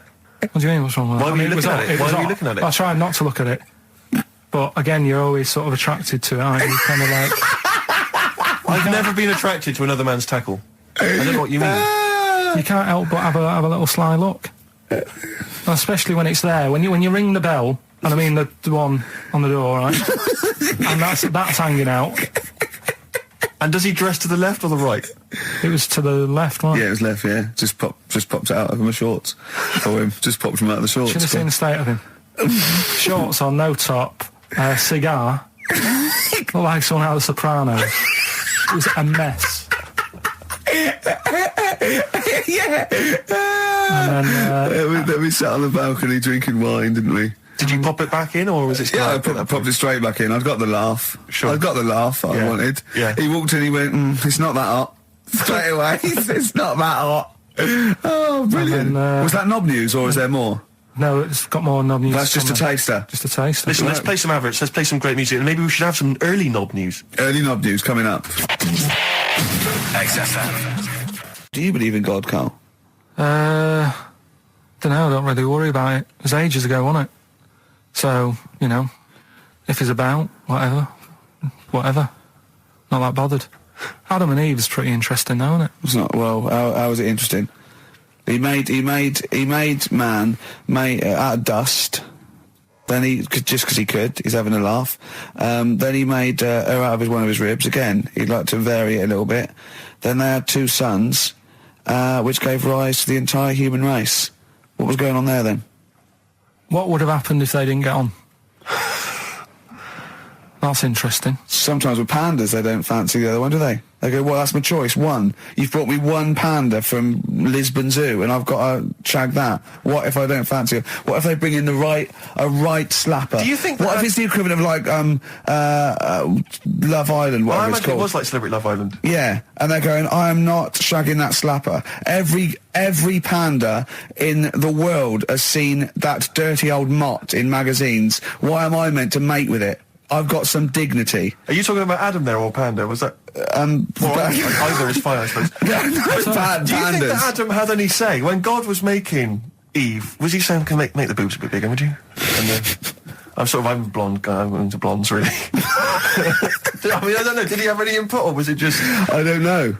Well, I suppose it was one of his ribs, after I know, all. but it's probably restricted. You go, well, I'm working with a rib, Adam. Give me a break. There's only so many things I can do. Well, he was probably in kind of intensive care, wasn't he, with the whole... They go, well, I can't just keep making the boobs and things bigger because their legs will get short. I don't mind short legs. Yeah, make the legs longer. I don't mind no legs. I don't mind no legs. As long as the boobs are sizable. I tell you what's weird though, Steve, right? Everyone's heard of, like, Adam and Eve, yeah? What's the surname? Yeah, where'd they get their post from? Unbelievable. One of my uncles, right, Tattoo Stan, he's just caked in them. Right. I don't think he's my proper uncle, but it's just like, my dad's got... Tattoo Stan! No, my dad's got... That's a province in Russia, isn't it? My dad's got loads of mates who... When you like, say he's not your names- proper uncle... do you know, like, when Just a bloke someone who used to comes hang around around, with the all school? right, Uncle Stan. Yeah. Do you know what I mean? And there was, like, my dad had loads of mates like that. There was John the Screw. Right. So he either works in a prison or he likes to have sex. Cabbie. Cab driver. Okay. There was Jimmy the Hat. I don't know where he Jimmy did. the Hat? Yeah. And, Did he wear a hat? No. No. There was Fred the Veg. You sure he wasn't a relative? Sorry. Fred the Veg used to get us, like, big bags of potatoes and that. Fred Veg, okay. And there was Tattoo Stan. Right. And he was just caked in them. And I used to always look at him thinking, why have you done that? I must have only been, like, 6 I or suppose 7. if you're born with a name like Tattoo Stan, Exactly. you're destined, Sorry, aren't you, were really? they like a 1950s gang? I'm worried about... I'm worried Who were doing about... a bank job? What was his name? The Hat? What was his name? Jimmy the Hat. I'm worried about Jimmy the Hat. Yeah. Not having a hat. I don't understand Are it. you sure he didn't have a hat? Not when I met him. Did he ever wear a hat? I didn't see him that much. Do you think it was a joke, like, when your mate's sort of like, 8 foot and huge, you call him Little John or Tiny? Do you think... Well, the fact that he never wore Yeah, a they hat. went, hold on, I've noticed something about Jim. Go on. No hat. And I go, oh, true, let's call him Jim the Hat. Jimmy the Hat, yeah.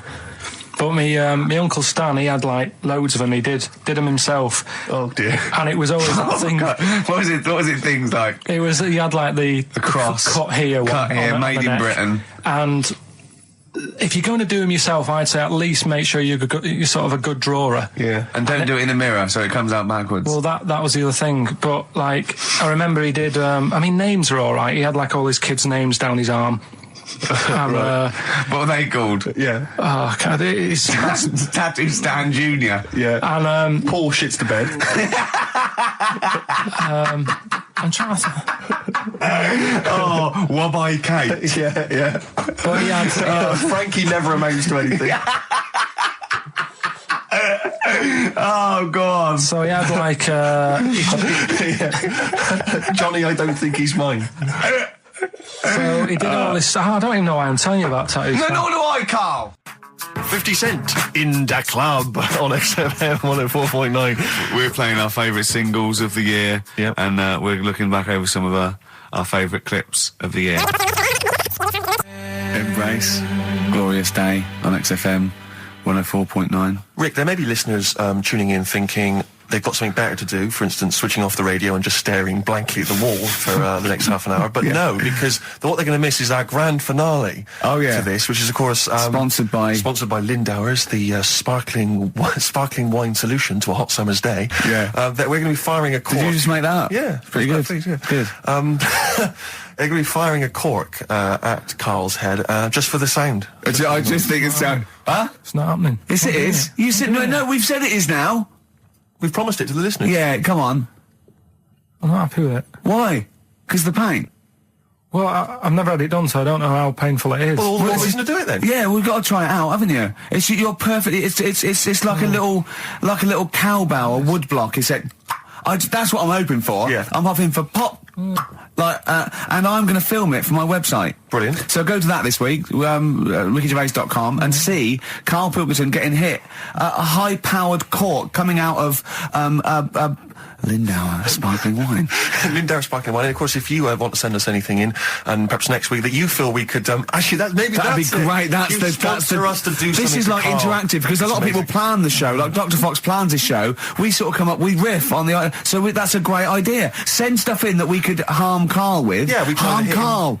Harm Karl. We do a jingle. Harm Karl. I've always wanted one of those George Foreman grills. I've always wanted one of them. I know, but that's too much, isn't it? We could. What if we just pressed his head inside it? We'd have to put it on. Put it on. See, yeah. Just squeeze his head inside it. I've got to do that thing with a tea towel one day. You know that thing I did with a tea towel? You put a tea towel around his head, right, tie it. I put a wooden spoon in, and you only have to turn it like a couple of inches, and it kills you, doesn't it? Yeah, sure. It really is, yeah. So we'll be firing a cork at Karl's head. I'll be filming it for the website. So that's coming up about 10 to 3. Look forward to that. Yeah. Do you know what? I'm loving this. This is my. Just being in a room with him. I just can't. I want to squeeze his head. XFM 104.9 playing Green Day. The studio's falling apart. I know, his microphone broke. I'll be honest with you, Rick, I don't know why Lindauer's, the sparkling wine, want to be associated with this shambles of a show. It is falling apart. This is awful, this studio. It's got to be fixed. Right? Right, now, Karl, come on here. It's the time where I'm going to let a cork off. Do you want to film this, Steve? For the website? That'll be available on the website next week, rickygervais.com. So see Karl getting hit. One bloke suggested we leave the metal cap on because it's get a better pitch, but we take that. He's straight. It's dead out. Let's get the camera ready. Get the camera ready. Ready? So if you just joined us, we are using some Lindauer's sparkling wine to basically, what can I say? We fire a cork at Karl's round ready? head. Hang on a sec. Let me just put the headphones on. All right, film this then. Okay. It's in position. Look. Just firing up. Okay, Karl, come on there so we can see your head a little bit. We want to get the noise, the microphone there. Right, ready? Hold on. Good. So you're just doing it. Hold on. Now it's in position. What if it? Oh. Ready? Yeah. Oh God! Oh no!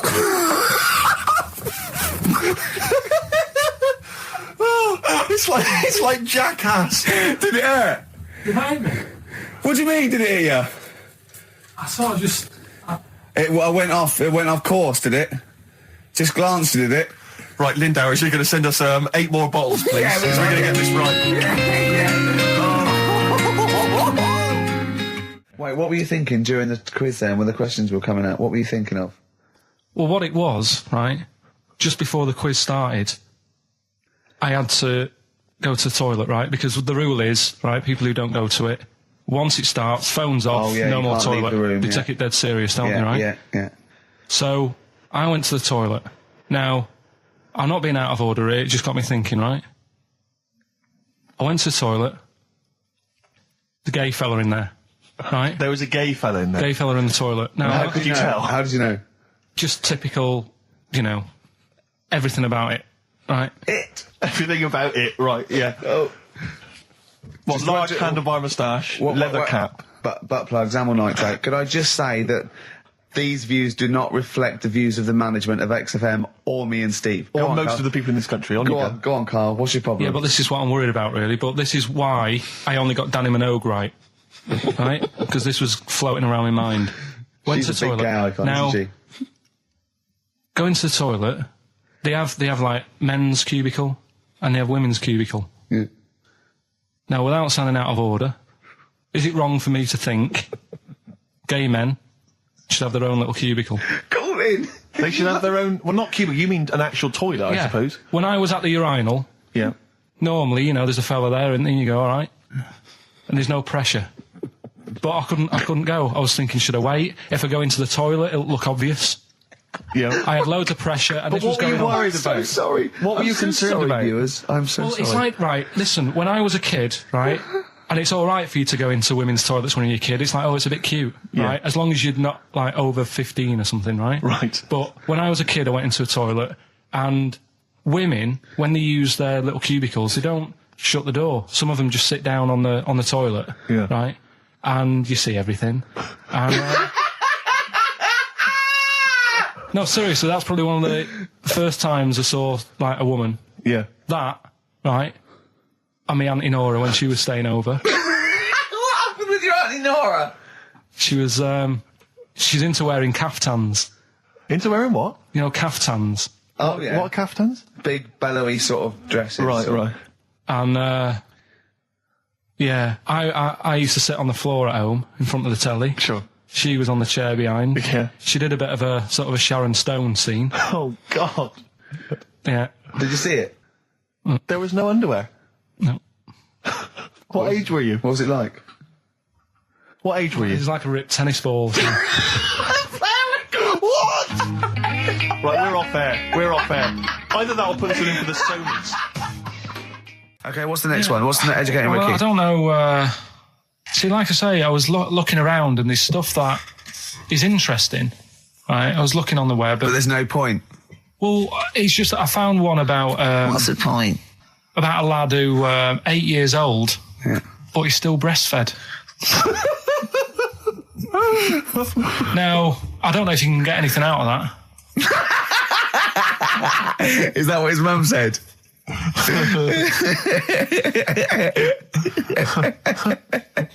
So, What do you mean? I don't know if I can get anything out of that. You don't need to. No, it's just that, you know, Where did you read that? that was on the internet. Oh, well, yeah. You're always unspecific when you mention it. It's just it was on the internet. Well, Yeah. I'm trying to think what I put in. I think I put in Y to see if I'd confuse the computer. And then- Go! You are. No, I did, No, honestly. I did a search, put in why, and he came up with funny things that, like, why is this person doing that? Why is that?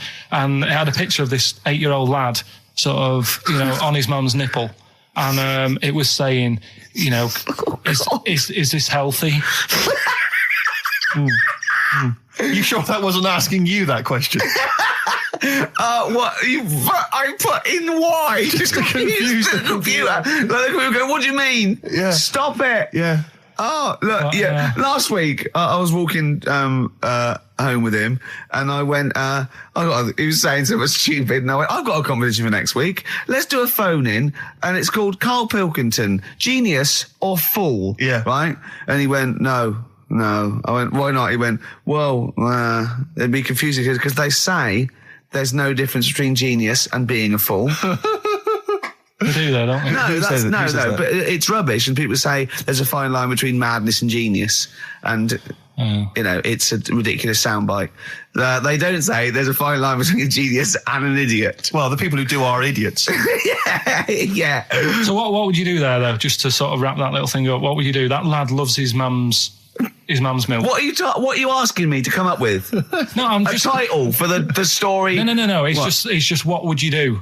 Right. What do you mean, what would I do? Well, it's causing a bit of a problem in the area, right? What area? In America, I think it was. Oh, America are a problem, are they? George Bush is worried about this kid Well, who's no, breastfeeding right, at 8. Imagine it like this, right? Right. No, so, Carl, what are you asking me? About this spurious story you saw on the I internet? saw on the internet, there's Yeah. an 8-year-old lad, he likes his mum's milk, Yeah. and it's saying, is this right? Should it No, be it's going not. on? But what What do you want Ricky to do about it? It's not his responsibility. Yeah. No, but the little town that he lives in, they're all causing an uproar, right? Going, this isn't right. You know, No. I can't let my kid play out in case he's in the garden with his mum getting a bit hungry, right? So Oh, God. what should they do? Because his mum's saying, well, he likes it. Yeah. And he, you know, so what do you do? I don't know the laws. No, but I'm not asking you to sort out the laws. I'm just saying, if you lived in that neighbourhood, what Yeah. would you say? If you went up to him and said, look, everyone's getting a bit fed up with this, look. I'd say, what would I do? What do you mean, what would I do? What are you asking me? Right, it doesn't matter. No. What are you asking me? What are you asking me and Steve and the I'm public? just saying, say if you live next door to this woman, Yeah. right? The kid's hungry, 8 years old, he's out playing on his bike and he goes, Mum, I'm getting a bit peckish, and he goes, all right, son. She whops one out. And he starts having his milk, right? You live next door, you're putting your washing out and you see this going on. You're getting a bit sick of it because it's gone on for months. 8 years, I assume. Why is it your business? Why are you such a nosy neighbour that you're concerned? What would you do, Carl? Let's turn it back on him. Yeah. What would you do? What's your solution? What would you do? Well, I thought I'd say, right, why are you doing this? And she'd say, because he likes it. And I go, all right then, put it in a bowl first. And you think that would sort that out?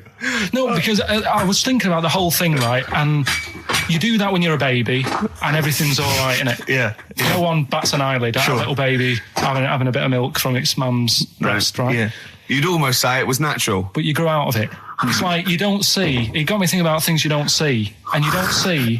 Did you put this into a computer? Show me things you don't see. What else don't you see? Well, you don't see like an old man having a Twix. You never.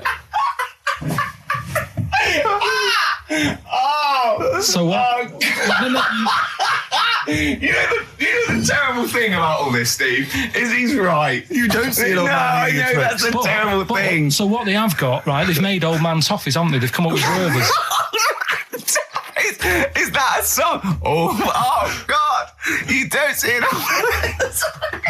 So they've got their Werthers, right? Yeah. So, Look at him. You think Forget he's it. giving a lecture at Oxford? it's not going anywhere. No, you go know? on. Sorry. Go on. I'm What? just saying. Right. You grow out of things. Yeah. And the old man, I'm sure when he was a kid, he'd have a Twix. Yeah. Now it doesn't look right, so he's having... It doesn't look right. So... Right. I don't think Werther's originals were specially designed for old people. I think they were sweets that just happened to have been made for years. That's why old people eat them. Yeah. They didn't go, hang on, there's a market here. I've noticed old people aren't eating Twixes. Quick, let's make some old man sweets. But the little advert, he gives it to his grandson as well, doesn't he? He goes, I have a Werther's original. Now, I think it cuts though before he throws it back in his face and goes, get me a Twix.